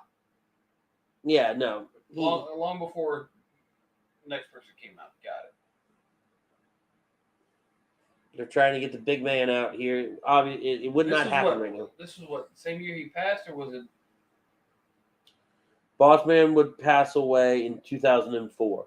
So he still Okay. had 2 years before he would pass away. Let's say, He would leave the WWE in 2003, though. Okay. This was kind of on the Boss Man's downward slope of just, I won't say being irrelevant, but. All right, next competitor is coming out, and it is a member of the APA. It is my good buddy, John Bradshaw Layfield, who still has me blocked on Twitter. He's trying his damnedest to get Baron Corbin over again. Poor bastard. He's trying. I will give him 100% credit. He is trying his damnedest. But when you have somebody dress the way they dress and act the way they act, it just doesn't work. Nope. As Goldust gets chalupa there by Bradshaw. Ooh, chalupa sounds good right about now. You fat bastard. You said it. No, I've been saying that for years. Doesn't Uh-oh. matter. Do you miss Rikishi? Just a wee bit. I liked him so much better when he didn't speak. Because as soon as he opened his mouth, the first promo he goes is, I did it for The Rock. I did it for the people. Ah, shut your mouth, you thong-wearing fatty. Name the promo. But I mean, right. A little bit on me says I miss Rikishi. Good old stink face every once in a while. And there goes the boss man. I'm just surprised they haven't done anything with him coming out with the bloodline. That is a big, I don't know if it's a misstep necessarily. He had a great Samoan drop. Mm-hmm. I don't know if I would call that a misstep. I think they're saving it for the right time. Because they had the Wild Samoans already come out and do it. Mm-hmm. Right? Quiche has not yet. I think Kishi does it when they do the feud with The Rock. I mean, having all three of his sons there, I mean, that would be an interesting little... Here comes our next competitor. 3, 2, 1.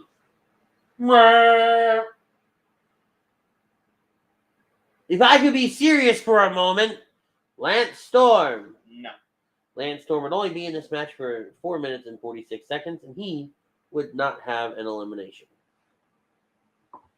Weak. You've been to the Royal Rumble, right?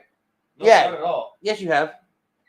I forgot. I because you weren't sitting with me that night, I forget that you were there. Somebody had to go and leave us. I'm sorry. I had a once-in-a-lifetime opportunity I was not passing up on. And if I didn't have that once-in-a-lifetime opportunity, guess what, fucknut? You wouldn't have been at the Royal Rumble. It was a joke, fucknut. I'm just making a point, dickweed. Fuck big hairy ball third. If you are just joining us, we are watching the 2002 Royal Rumble. This goes into, we're going to start doing more of these throwback shows, kind of talking about the sport, the industry then, what was happening in the WWE then. Were we watching at that point? Do we remember this? Just I'm a big nostalgia fan. I love it. And I love going back and watching some of these old shows. Now, we're not going to watch the full show in its entirety. Like a Royal Rumble, for example, we'll watch maybe the title match and then the Rumble, like the actual Royal Rumble match. If we do a Royal Rumble where there's 2 Royal Rumbles, for example, with the men and the women, we'll probably watch both of those and then talk throughout. It'll be like a live reaction show, just not live reacting. Just us sitting here watching and talking about it while we talk about things that are going on in the current day as well. Al Snow, what does everybody want? Head. What does everybody need? Head. What a goofball. What do you think of Al Snow? Good wrestler. I think he got stuck with a shitty gimmick. The gimmick worked in ECW. Jesus Christ. Great. JBL always had a good lariat. Yeah, that clothesline from hell. But no, I just think in WWE he got stuck with that shitty gimmick. He was a good wrestler overall. Like you said, yeah, it worked, but at the same time, it's one of those. He gave everything he had to every story they put him in. Walking around with Head, talking to Head, the game, he put his all into that. And I like that he stayed with the business. I don't know if he's still in Impact, but I like that he stayed in the business for a long time. Oh, most definitely. John Nunn goes, so we're going to go back to when Vince fought Pat McAfee. Probably not, because that's last year's WrestleMania. We're going to try to go a little bit older. Stuff that we weren't ever on the air to talk about. Yeah. Right? So, some stuff or stuff you and I went on the air to talk about. Maybe go back and talk about some of the stuff Jackson and I covered in the past. Next week, we'll be doing a mock Royal Rumble and a Royal Rumble preview show as well. And what we'll be doing there is, because Butters will be here in the studio with me every single week moving forward now. And what we'll do as Billy and Chuck, this is Billy Gunn making his way to the ring right now. We're going to talk about Billy and the Acclaimed in a little bit. But we'll do the mock Royal Rumble and the Royal Rumble preview show. With Butters being here, we get to have a little bit more fun with it. Okay, so the next WWE pay-per-view, if you don't count Vengeance Day, NXT Vengeance Day. I don't know. There won't be time in between. But you have the Elimination Chamber. Yeah, so and we'll sit down and we'll look at the schedule. And that's the other nice thing. That's why we're doing it this way with the nostalgia stuff and our preview shows. We can kind of plan things out a little bit better and know what we're talking about to a certain extent. And when we do these nostalgia shows, as I'm about to hit Don's question right here, I haven't fully read it yet, but I think it's right along the same path of what I'm talking about. We can kind of just let the chat ask us, who's our favorite this? What's our favorite that? What did you think about so-and-so winning the Rumble back then versus what you think of it now? Mm-hmm. Or winning that match back then. So Don goes, I'm curious, who are y'all's personal favorite wrestler and who's a wrestler that's really underrated? So hold on. I want some more parameters here, Don. Of all time or current? Because my all time is different than my current.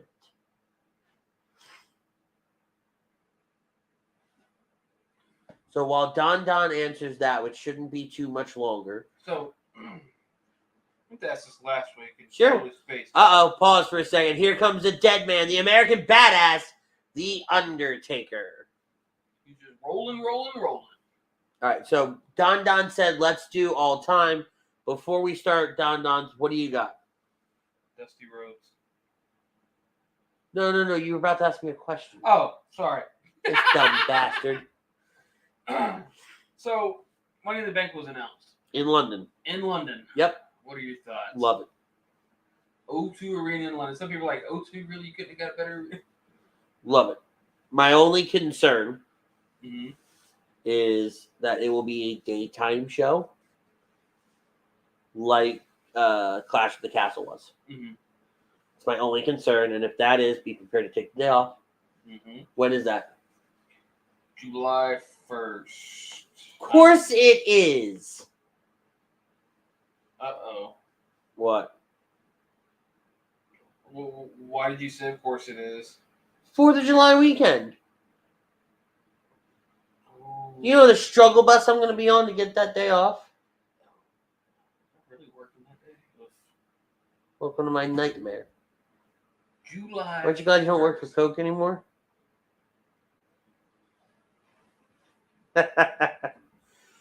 Al Snow's been eliminated. Yes. I mean, I don't know how many more yeses I can say. I don't have any other languages I can speak. There goes Rikishi. Big Quiche is out. Goldust has also been eliminated. And Billy is gone for his troubles. Now, this is interesting to note. Undertaker has the ring to himself. And back then, Undertaker was big on this is his yard. So he cleared his yard. Right? Very, very big there. All right. Let's get to Don's question as we wait for the next person to come to the ring in 9 seconds. Of all time, who is your favorite? Dusty Rhodes. Why? Not that I disagree. I think Dusty's a great option. Something resonated with me with Dusty Rhodes, and it's just... Gee, I wonder what resonated with you. And it just, between his gimmick, See, she had to... Stop it. Back then. Matt Hardy making his way to the ring. She just kept him hidden. Stop it. They don't know what we're talking about. Leave me alone. Yes, they do. All right, so, and interesting to note, this is early in their careers. This is also back when Undertaker had no problem chokeslamming a woman. Is Undertaker gonna have to choke a bitch? He is. I'm sorry, choke slam a bitch. Ding dong. Hello. All right, so Dusty resonates with you.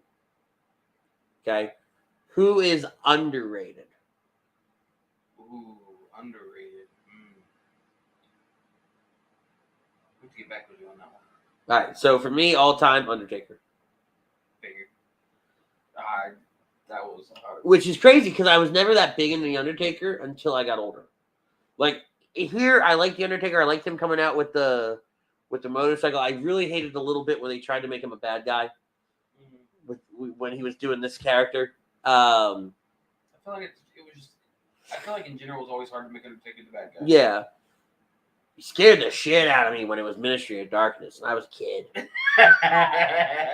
That bastard terrified me. I don't think he terrified me. I think it was just like one of those. Well, I was much younger than you. Yeah, forget about when he was that. doing the Ministry of Darkness stuff. And I just started watching wrestling.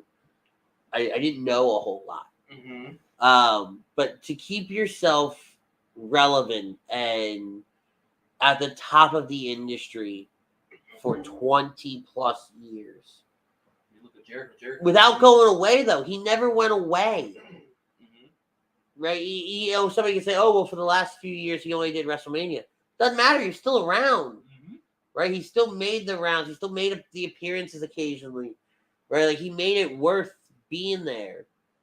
As here comes the other Hardy boy, Jeff. This is all before all the drugs. Oh, shit. You and I both know he was doing the drugs then. Not as bad. I was about to say, it wasn't as bad. That's why I'll say before all the drugs. Coming out with a mouthful of water. Hello, Triple H. Yeah, right? And of course, Lita had to come in and get some because, Lita.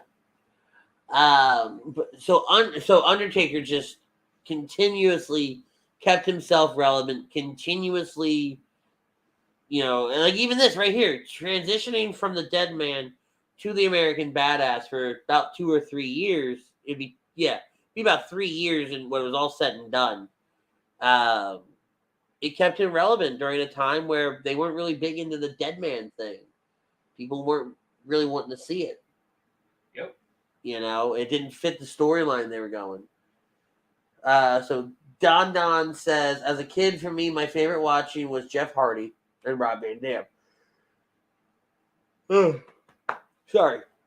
Who do you have as your underrated wrestler there, Mr. Ritz? And Todd says Philly Dilly, my good man. Underrated, so I don't know about all time. Currently underrated, Casey Catanzaro comes to mind.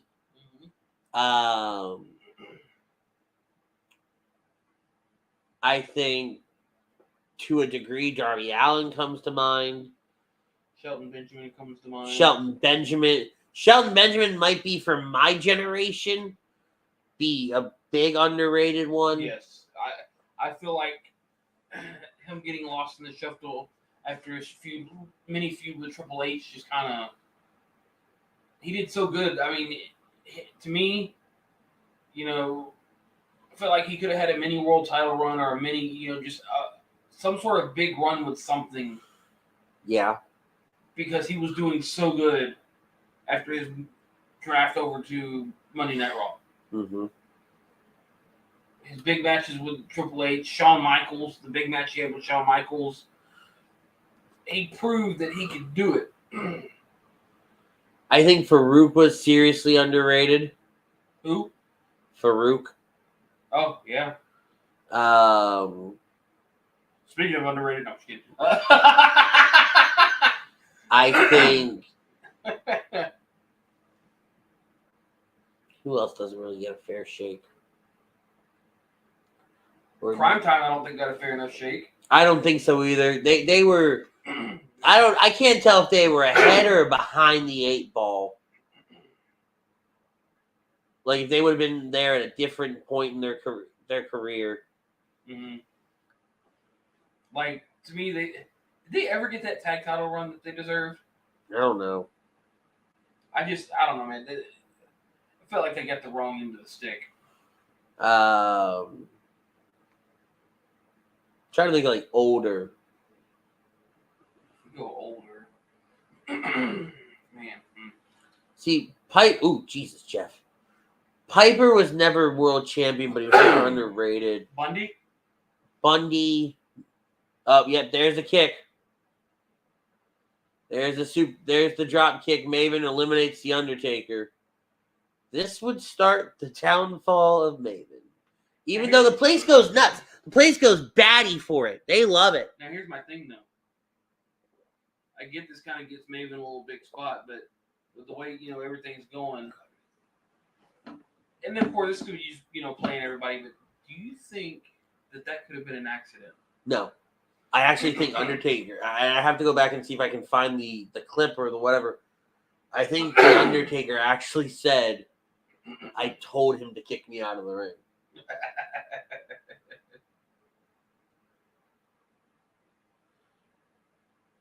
And he comes back in the ring here, and he just gives it to Maven here. Damien says the Ascension was very underrated. Yeah. I don't think they got a fair enough shake. I think they would have done so much better had they stayed in NXT a little bit longer. That whole gimmick with the whole tag team legends bit kind of... It had good... Jesus Christ! What, you forgot about the unprotected headshots before... I didn't think they were going to show it. I thought they would have edited it out. That's right, Undertaker was heel here. And maybe never got eliminated here. I think he did. Oh, I think Taker might have brought him back in the ring and then did it. And you know what? I finally remember what I was talking about earlier. Oh, okay. Because we talked about the double elimination from 07. From Cena. This past Tuesday night, NXT, new number one contenders were crowned to the women's championship. Roxanne's title. Oh, yeah. With a double elimination on top of that actually seemed a little bit more believable, at least. Scotty Too Hottie making his way to the ring. Here's somebody who never got a fair fucking shake. But I don't know if he was ever that good. I think a mid-card title run would have been about as far as he could go. Don says, I watched Undertaker sit down with Kevin Hart. Man, he seems like the nicest person in the world. I can attest to that. He was very, very nice. Ooh. Yeah, he said, sit the fuck down. Undertaker was very nice when I met him. You could tell, I don't think he was super thrilled with how everything was going down necessarily. Because of just the way they had it, the line set up, the way things were going. But he was super, super nice. And I think he's still getting used to meeting people as well. Because it was one of his first meet and greets after his retirement and all that I did last year. So hear me out. Sure. Don't stop me until you've heard the full thing. Oh, this should be good. Which this means it's either long-winded or really stupid. It's better than or both. It's better than my one Royal Rumble ring prediction. Oh, fucking Christ. Is this another Rumble prediction? Potentially, yes. Oh, shit. Okay. Say they don't get the Rock at WrestleMania. They do want to do the title split. Uh-huh. Why not do the last two double count out or double elimination style? One goes for one title, one goes for the other. I mean, you test. I'm guessing you're really testing the waters with Toxic Attraction here to see if you can pull something like that. Yeah, but hold on. Let's back up for a second. The difference here, or there, I should say, her title's not two titles. I know one that. title. I know, but it's going to be a triple threat. No, I get that. Because they announced that both of them won, so it's just going to be a triple threat. But what I'm getting at is, if you do want to split the titles up, you can't get The Rock. Why not do a double count, a double elimination, double winner, and say you can go for the Raw title, you can go for the SmackDown title. We'll split them up. What are your thoughts? Just maybe gets to eat some popcorn. I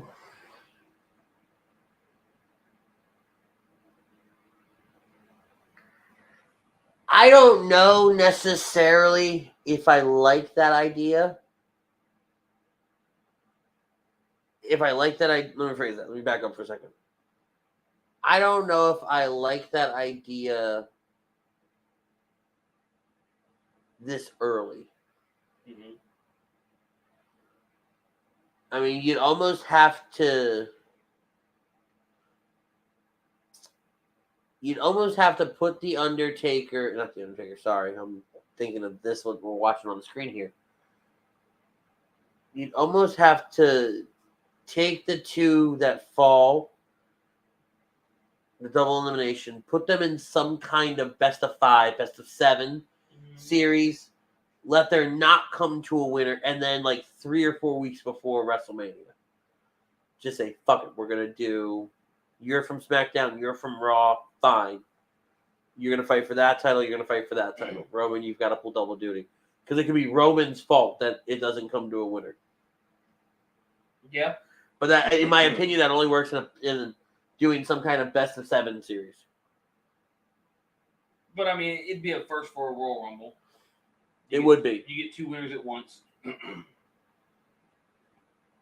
But then, hey, this sets up for the title split. This sets up for, like you said, Roman pulls double duty on both days. He'll be pissed off about it, but get the fuck over it, Roman. Pretty much. Raw needs a prominent title. Holy shit. You forgot he was in this, didn't you? Yes. Love DDP. Well, yeah, this was a year after he did the whole stalker thing. I think he had an underrated run in WWE. I think he was just screwed from the stalker. He did not get to do what they brought him in to try to be an overzealous bad guy, and that's not what he was. He was like the everyman's man in WCW. He was the cool guy. Everybody wanted to be the cool guy.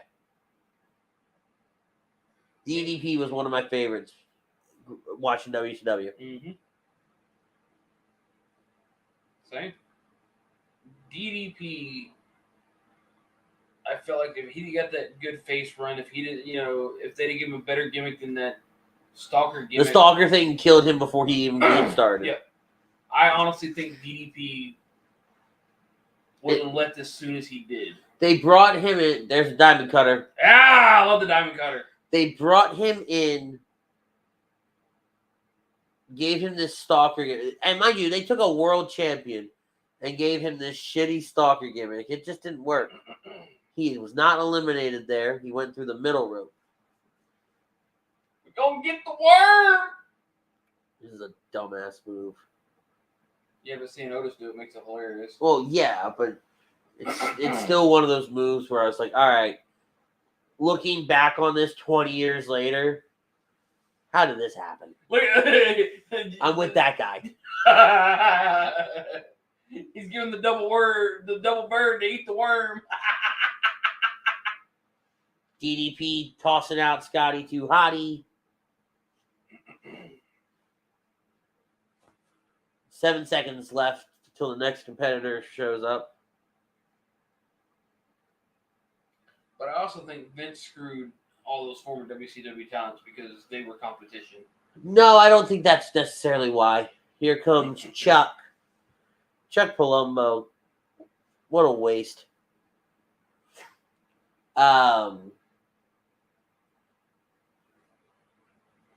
Or just the fact that they were just WCW guys and he just didn't care. He didn't. I don't think it's not even that. I don't think he was familiar with who they were. How do you buy a company not just... You buy your competition. Who the fuck cares what they've got? You just don't want them to be your competition anymore. Yeah, but then you had an influx of talent, and you probably at that point didn't have access to watch it. Should have at least had some sort of cheat sheet to say, hey, these are the guys you want to keep, these are the guys you want to throw. All right, so Damien says, question, if WWE was sold to Saudi, do y'all think WWE would still have Money in the Bank pay-per-view in UK, or would that be dead? Ooh. That is not the first time that question has been brought up. Somebody else has brought that question up to me, and I didn't have an answer for them then. That is a big one because I think there's issues going on between those two right now. And I still don't have an answer for you now. I know, Damien, that's not what you want to hear. Honestly, in my opinion, really and truly, I don't think it would happen in the UK anymore. Yeah. Only because no, I'm not saying like I'm just saying from my perspective, from what I'm understanding going on, I don't think UK would let it happen. They would want it, but I don't know if they would let it happen because it's I don't think they'd have a choice. Contractually, I don't think they would have a choice. But do they sign a contract though? Yes, you have to sign a contract to use the building. Yeah, but there's but the UK can say. Oh, this was so Godfather. Hold on, stop, shut your mouth. Godfather has returned at this Royal Rumble. He's back. It's so funny to think that here's a man who, for 5 or 6 years, talked about the hoe train and brought all these women to the ring with him. And then turns around and goes and opens a strip club in Vegas. You know what? And I guarantee you, I'd have to go back and look to see what year he opened it. I think these are workers. I'm doing it.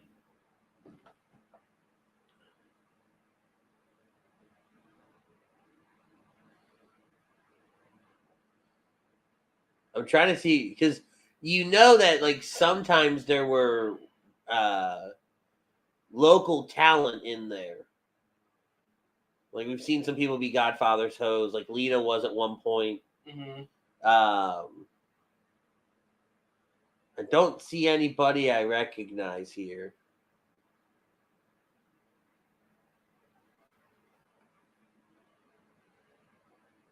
Let's see. So DDP just got eliminated. Club was founded in 91 by some rando name. Was about 150 dancers.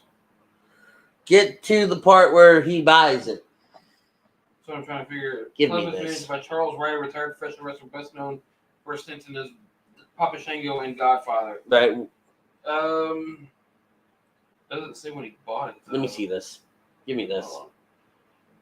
I'm trying to get articles. Shut up. I was on the wiki page, but it didn't really say it. Shut up. You shut up.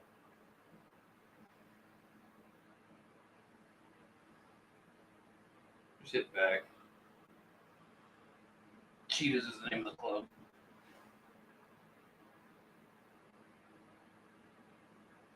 Keep talking. I mean, it is a prominent. You look on there, you know, it's featured in a movie. I guess the original owner had some run-ins with the law for bribery. Let's see. Oh shit! It's Albert. Long before the Lord Tensai era. So, after leaving professional wrestling, Wright moved to Vegas where he managed the Cheetah Strip Club. So when did he leave wrestling? I think it was after this, long after this. I could be wrong, but all aboard the whole train. Let's see. I think doesn't have a way to click his name. I'm reading oh, it. okay, I'm reading it. Okay. Shut up.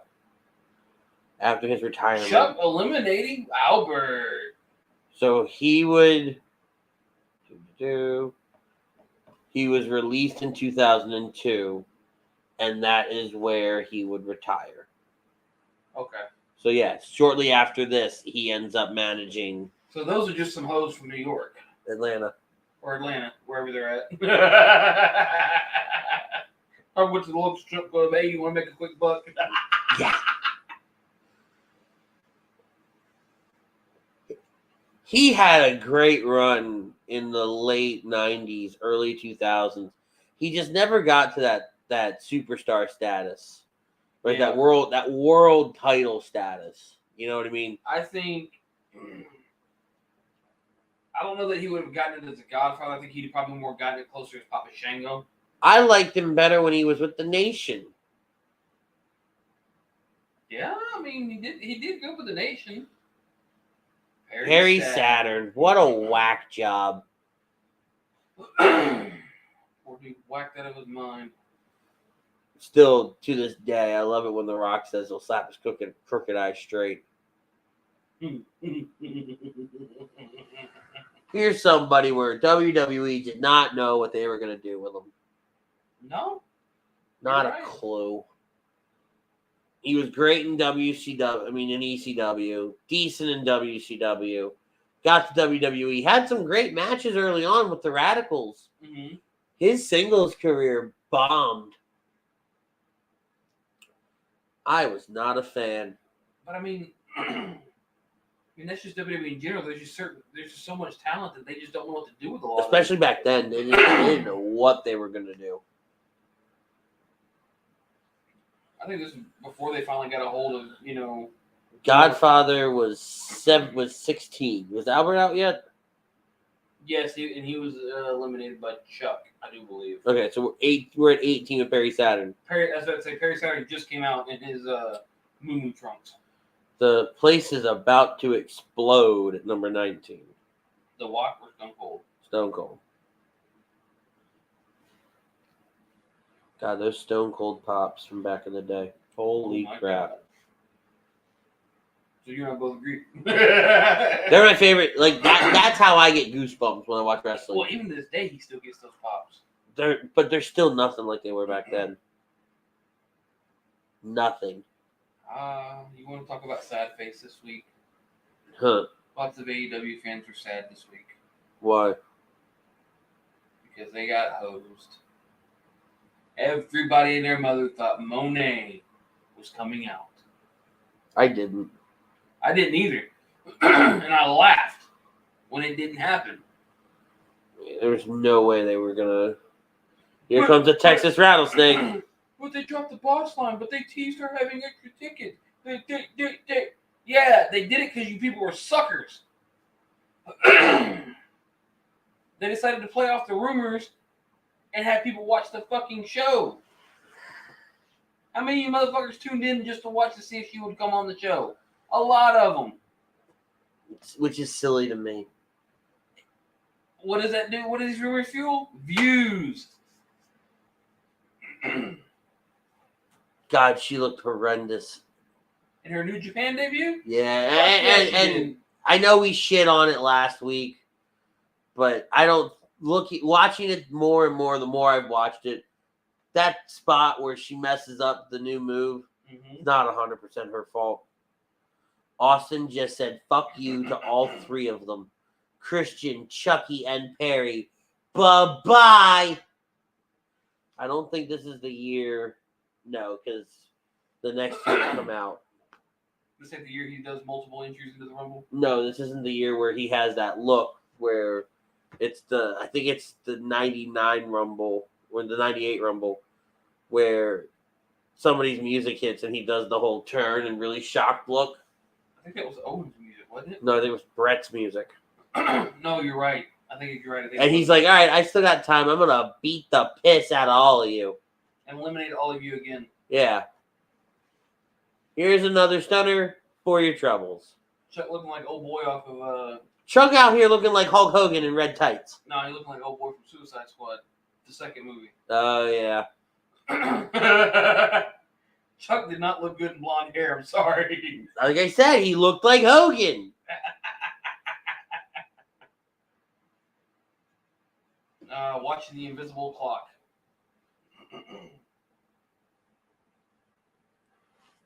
Yeah, because up next would not be anything to write home for.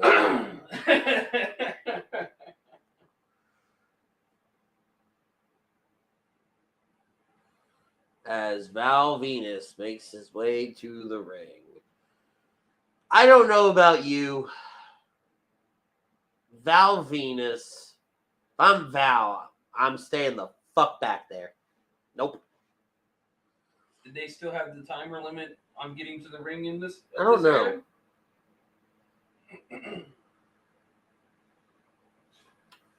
Here's another man who took every stupid thing they threw at him and made it gold.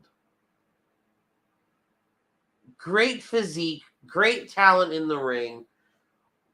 What a fucking weird ass gimmick in the sense of the retired porn star, whatever the fuck you want to call it. Mm-hmm.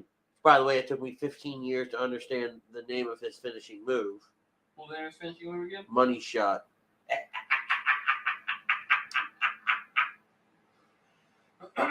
That was funny when I figured that out. That was on accident. I bet. I think I was on Urban Dictionary or something like that. And Yeah, remember back when everybody got on Urban Dictionary all the time? Yes. And I think it was like the word of the day or something like that. And I was like, the fuck? I remember that as Val Venus's move. What are you telling me that means now? And I died. I lost it. I had to call a buddy of mine, my parents, and ask him. I was like, hey, is this what that meant? He was like, yeah, we just could never tell you. Your mom said she'd kill us. Got it. And then I had the very quiet internal thought of, why did my mom know what that meant?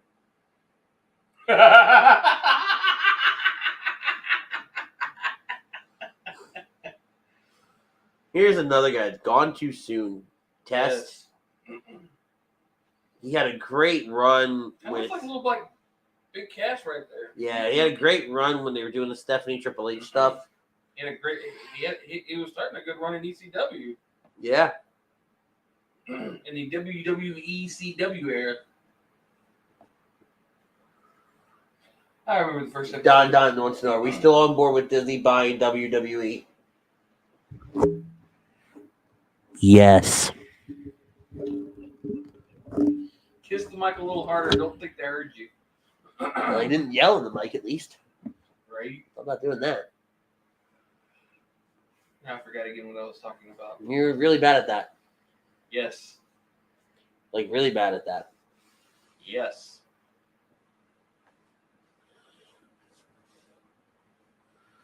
Oh, man. But no, Val's another person. I did like when they made him Bischoff's bitch, though. That I thought that was allowing him to showcase another side of him. Mm-hmm. I remember what I was talking about now. Tammy goes, well, I see Rich doesn't need the bird and the beanstalk. No. And even if I did, I'm not getting it from anybody on this platform. The man probably wore out his computer figuring that one out. No, not necessarily. Okay, there goes Val Venus.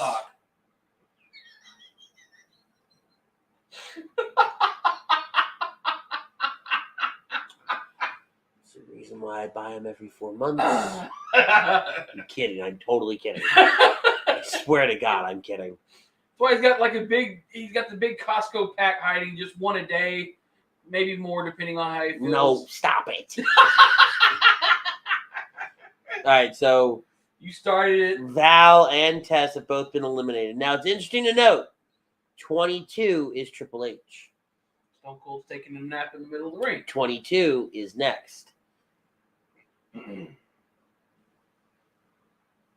the wedgie out of my ass real quick for number 22 2, 1. Here comes the game. Which this would be, Triple H made his return 3 weeks prior to this. Mm-hmm. This would be his first big time match. I don't even think he wrestles a match once coming back. He just gets into the Rumble. Yep.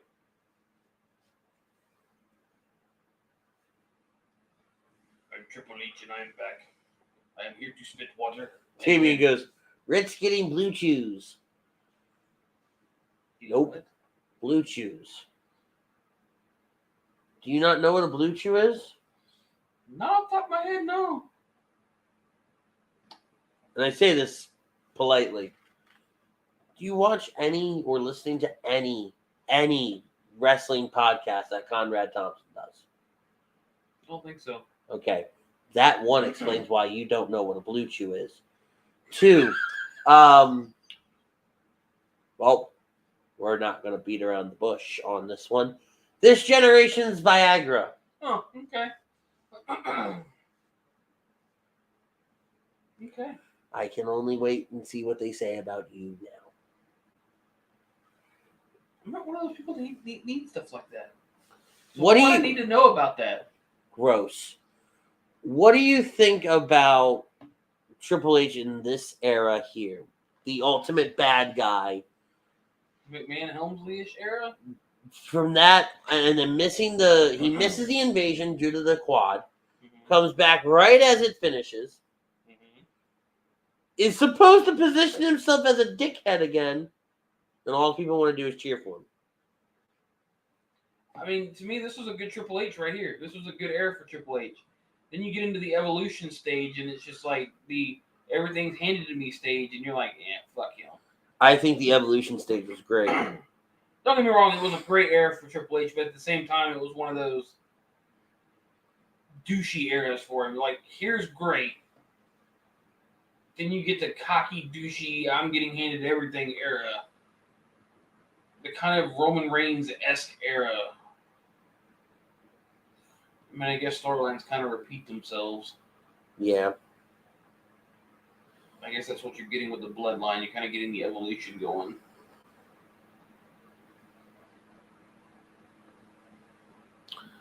Oh, this is the year with the great hurricane spot. I actually think it's next. God. Please let it be next. Please let it be next. As they start throwing right hands. Austin and Triple H, center of the ring here. I don't think it's next. I think there was one or two more people in the ring before he comes out.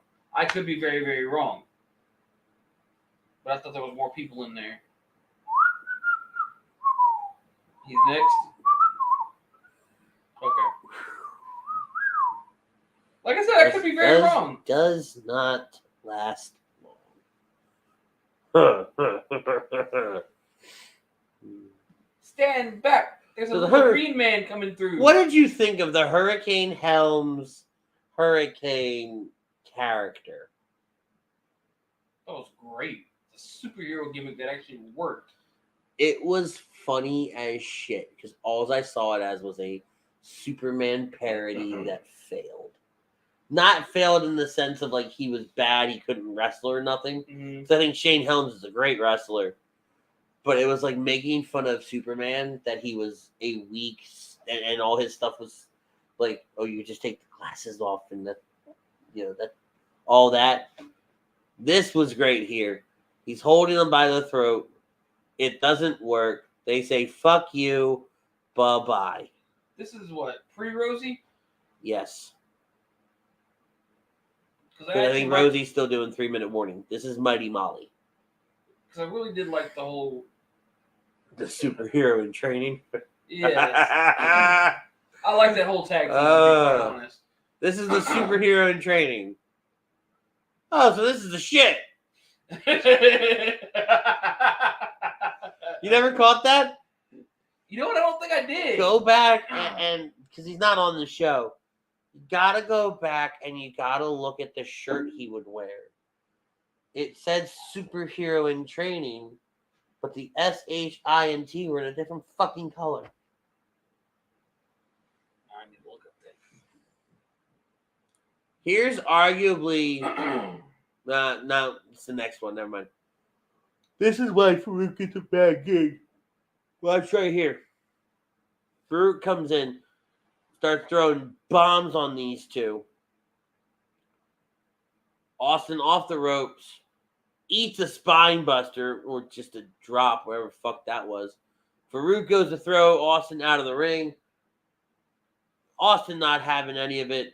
And it's interesting to note, Triple H and Austin, at the time that Triple H gets hurt, they were tag team champions. The two-man power trip. And by the time Triple H comes back, they are not on the same page anymore. Yes. Farouk gets eliminated there. Kevin Dixon chiming in. Kevin says, "What's up, fellas? Long time no see. I'm curious who is Vince going to sell the company to if he sells." We covered that last week, Kevin. You gotta go back and watch that. I get on a soapbox about Disney. Damien also says, "So what's y'all's thoughts on the Bray Wyatt promo last night, bringing back the rocking chair and sitting? He is Uncle Howdy." And Sting. And stating, maybe? Maybe stating he is Uncle Howdy. I haven't watched the promo yet, to be honest with you. I haven't either. So how about this? Can I get back to you next week on it? Let's do that. And I will watch it and I will get back to you next week on my thoughts on that. It is on my list. I have a playlist of clips that especially with how we're going to start doing things here. I went ahead and made a playlist of clips from the week that I want to watch or stuff that we would end up watching on the show here and reacting to. So it's just on my list. I just haven't gotten to it. Mm-hmm. Here is a very, very interesting entrant to this Rumble. Mr. Perfect. Really the only true legend entrant of the year. Another man gone way too soon. Yep. And I think he debuts. You can't ignore what he did with WCW and the Horsemen and everything like that. I wonder if he would have debuted in this era if he would have done better. Given that they were ruthless aggression. They were going to this more, what do you do in reality kind of role. I think he would have done better. I think he would have done great.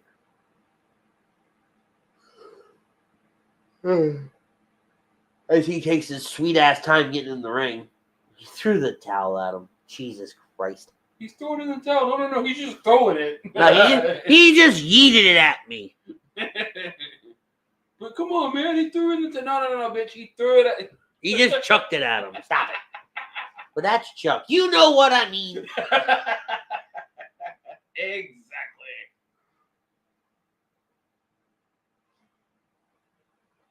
Oh, one side going up on the singlet. Or whatever. Down? No, he brought one up. Oh. One's down. No, they were both down to begin with. Oh, were they both down? I He didn't catch that. He brought one side up. I didn't catch that. My bad. Oh, fuck, wouldn't you start with both of them up and take one down later? What? I think because eventually he wants to go up, kind of like powering up his power bar, and then take them both off to do his Stop finishing. it right now.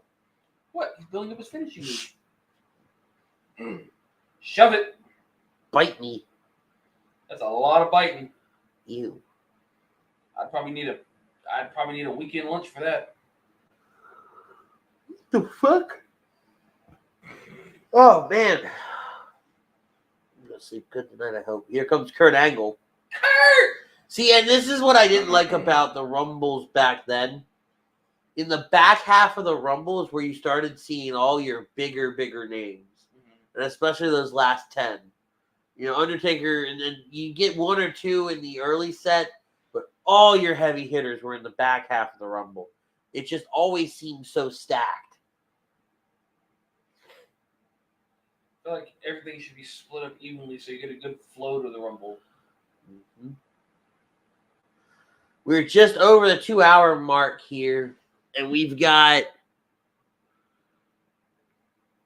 probably another 13 minutes left. As soon as this ends, we are going to end the broadcast as well. As soon as Triple H is named the winner of the match. Yes, spoiler alert. If you haven't watched it, you're about... Mostly because I swear to God, I think I'm running out of things to talk about. I think you're about 21 years too late if you haven't watched it yet. I thought you were 21 years too late. So don't talk shit. I do what I want. No, you don't. Bitch, please. What is so I know Austin ends up fighting Scott Hall at WrestleMania. This year? No. In 02? He did it when Rock fought Rumble. Oh, not Rock. Fuck. When Rock fought Hogan. At 18, you fuck. Which is in 02. We did this 2 hours ago. Right there, number 8. Austin defeated Hall.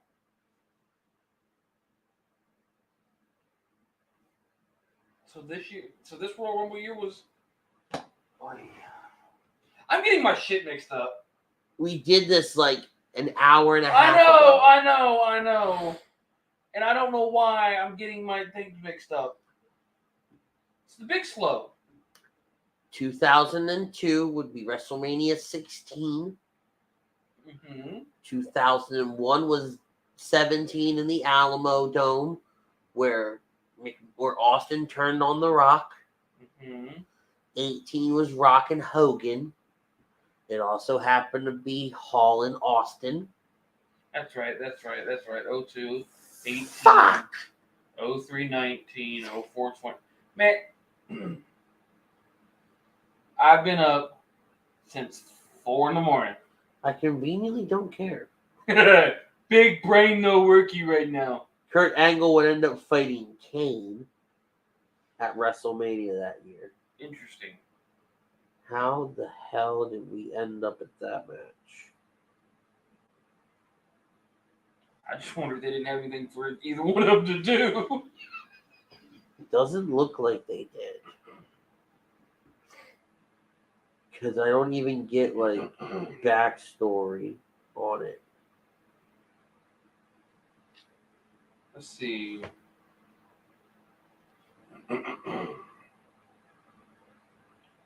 So in the ring right now is Austin, Kurt Angle, Triple H, Big Slow, and Mr. Perfect. Big Show standing tall.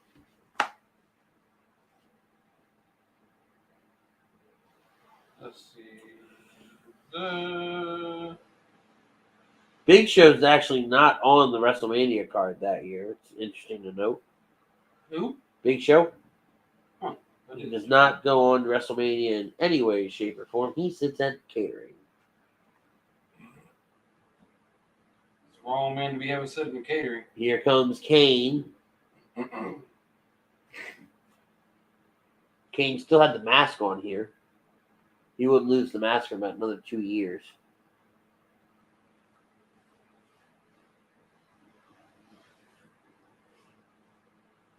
Kane is number 28. He will not last long.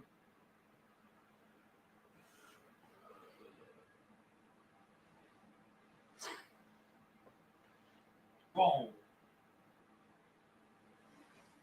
Get him, Jimmy.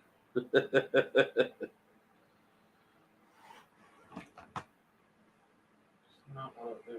That's what I wanted. Big Show kicking the shit out of Kane.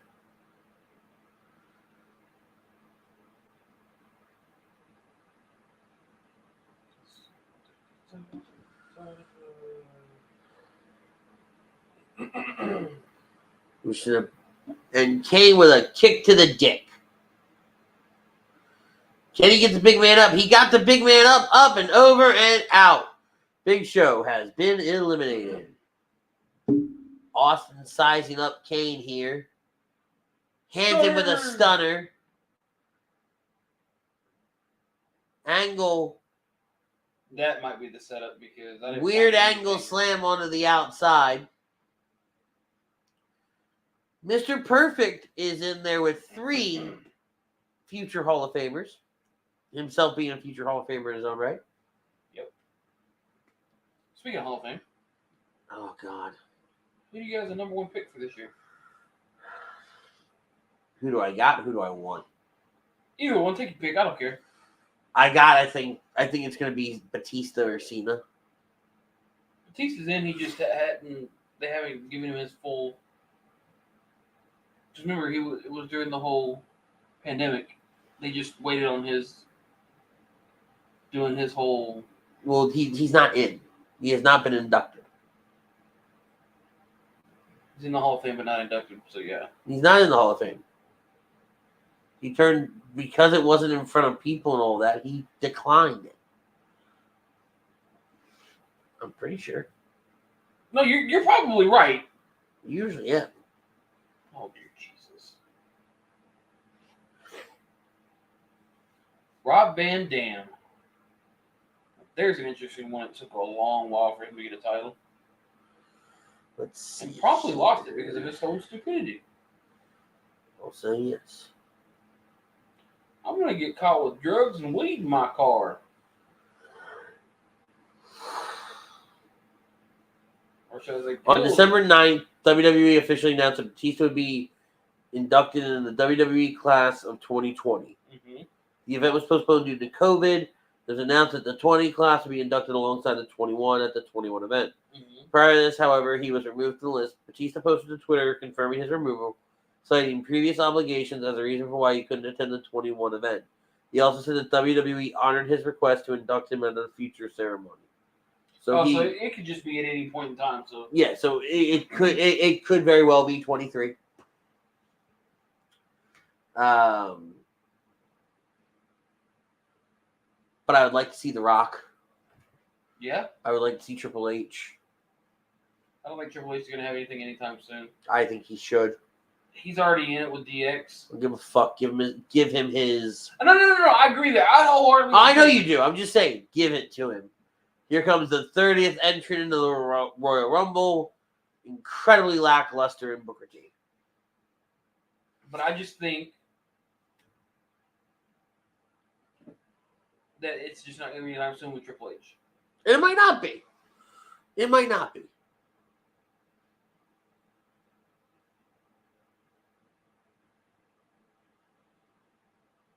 Booker T in the ring. So we've got Mr. Perfect, Rob Van Dam, Kurt Angle, Austin, and Triple H along with Booker T in the ring right now. I would like to see Booker T sends RVD. I think Elizabeth's in posthumously.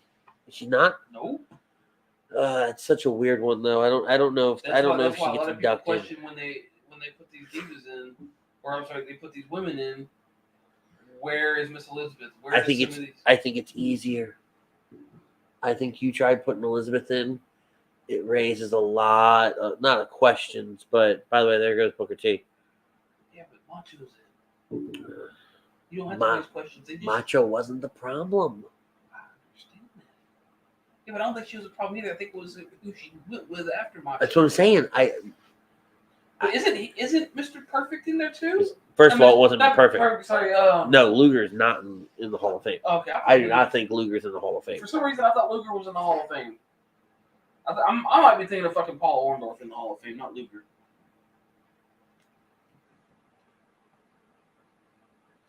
But Luger's another one that could potentially be in the... No, Luger won't go in. I think they put Luger in after he's dead. I don't think they want to put a microphone in front of him. And then that's the other thing. Two things with Elizabeth. One, will her family let her be put in? Mm-hmm. Two, who inducts her? Who does the speech? You literally could just have the women's roster as kind of like a whole do it because it's Miss Elizabeth. I'm just saying because you can't have this women's roster do it. And let me tell you why. I'm sorry, but I don't. You don't have to be this. Hold on, stop. Sorry. I don't think Elizabeth did enough for this. These women still had an opportunity to get to where they are now without Elizabeth's contributions. Because Elizabeth's contributions, she was a valet. Probably what, the first women's valet? One of, and she was eye candy. I don't mean to speak ill or discredit, but she didn't put the fucking foot forward for anybody. I mean, she always made herself seem like the damsel in distress. You know, we all know the one that needs to be in, but's never going to be in. Who? Owen. If his wife can get off her high fucking horse. I'm hoping maybe Triple H can talk some sense into her. And they'll do it after she's dead. They'll probably do it after Vince is gone. No. Nope. I think she harbors more hatred towards Vince. No, I think she hates the company. I think she hates the company 100%. It's 100% the company. Not Vince specifically. I think it's everybody in there. Pillman? I mean, I guess it would raise some flags just because of what, you know. And that's the thing you have to look at. You have to look at take everything into account, right? Which is why we know China won't be inducted by herself ever. I disagree. I disagree to that. I think she ends up.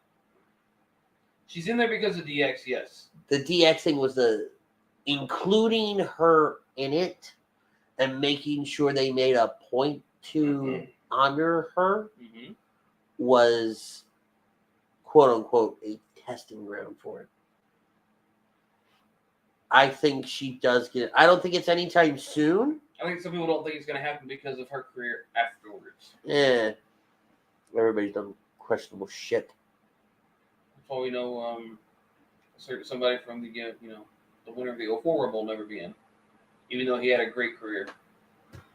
Yeah, but you again. All right, I'm sorry. No, I'm gonna stop you. No, I'm gonna stop you again. You cannot put what China did post WWE. I'm not putting that together. No, but it's coming across like you are. So then, yeah. You can't put what China did post WWE in the same sentence as what Benoit did post WWE. You can't do it. One just went and did explicit content. People aren't on this planet anymore because of that man. Okay. No, I wasn't trying to put that in the same. I'm making sure that we're all on the same fucking page right now. We are all on the same page. You are not about to make that analogy. That was not the intention, no. Okay. I think we're down to our last 3 men in the Rumble here. We are. Interesting to note that Perfect's one of the three, even though he botches getting out of the ring there.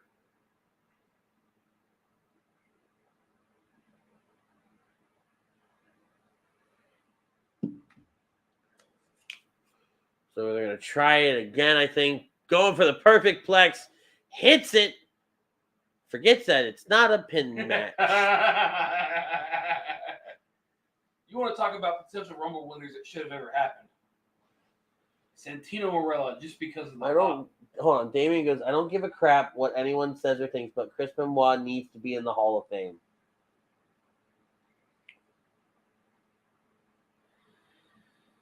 So it's real. By the way, Mr. Perfect got eliminated. It's down to Kurt Angle and Triple H. It's really hard to separate. It is. What Benoit did in the ring versus what Benoit did out of the ring. If it was anybody else, or if he had done anything, like for example, you've taken people out of the Hall of Fame for less. Right. But you've never put anybody in. No. And that's why I don't think he'll ever go in, because you've taken people out for less. I don't disagree. As a wrestler, he needs to go in. But you can't put him in as a man. Correct. Cannot do it. I'm sorry. I don't disagree with you, Damien, but I can't in good conscience agree with you either.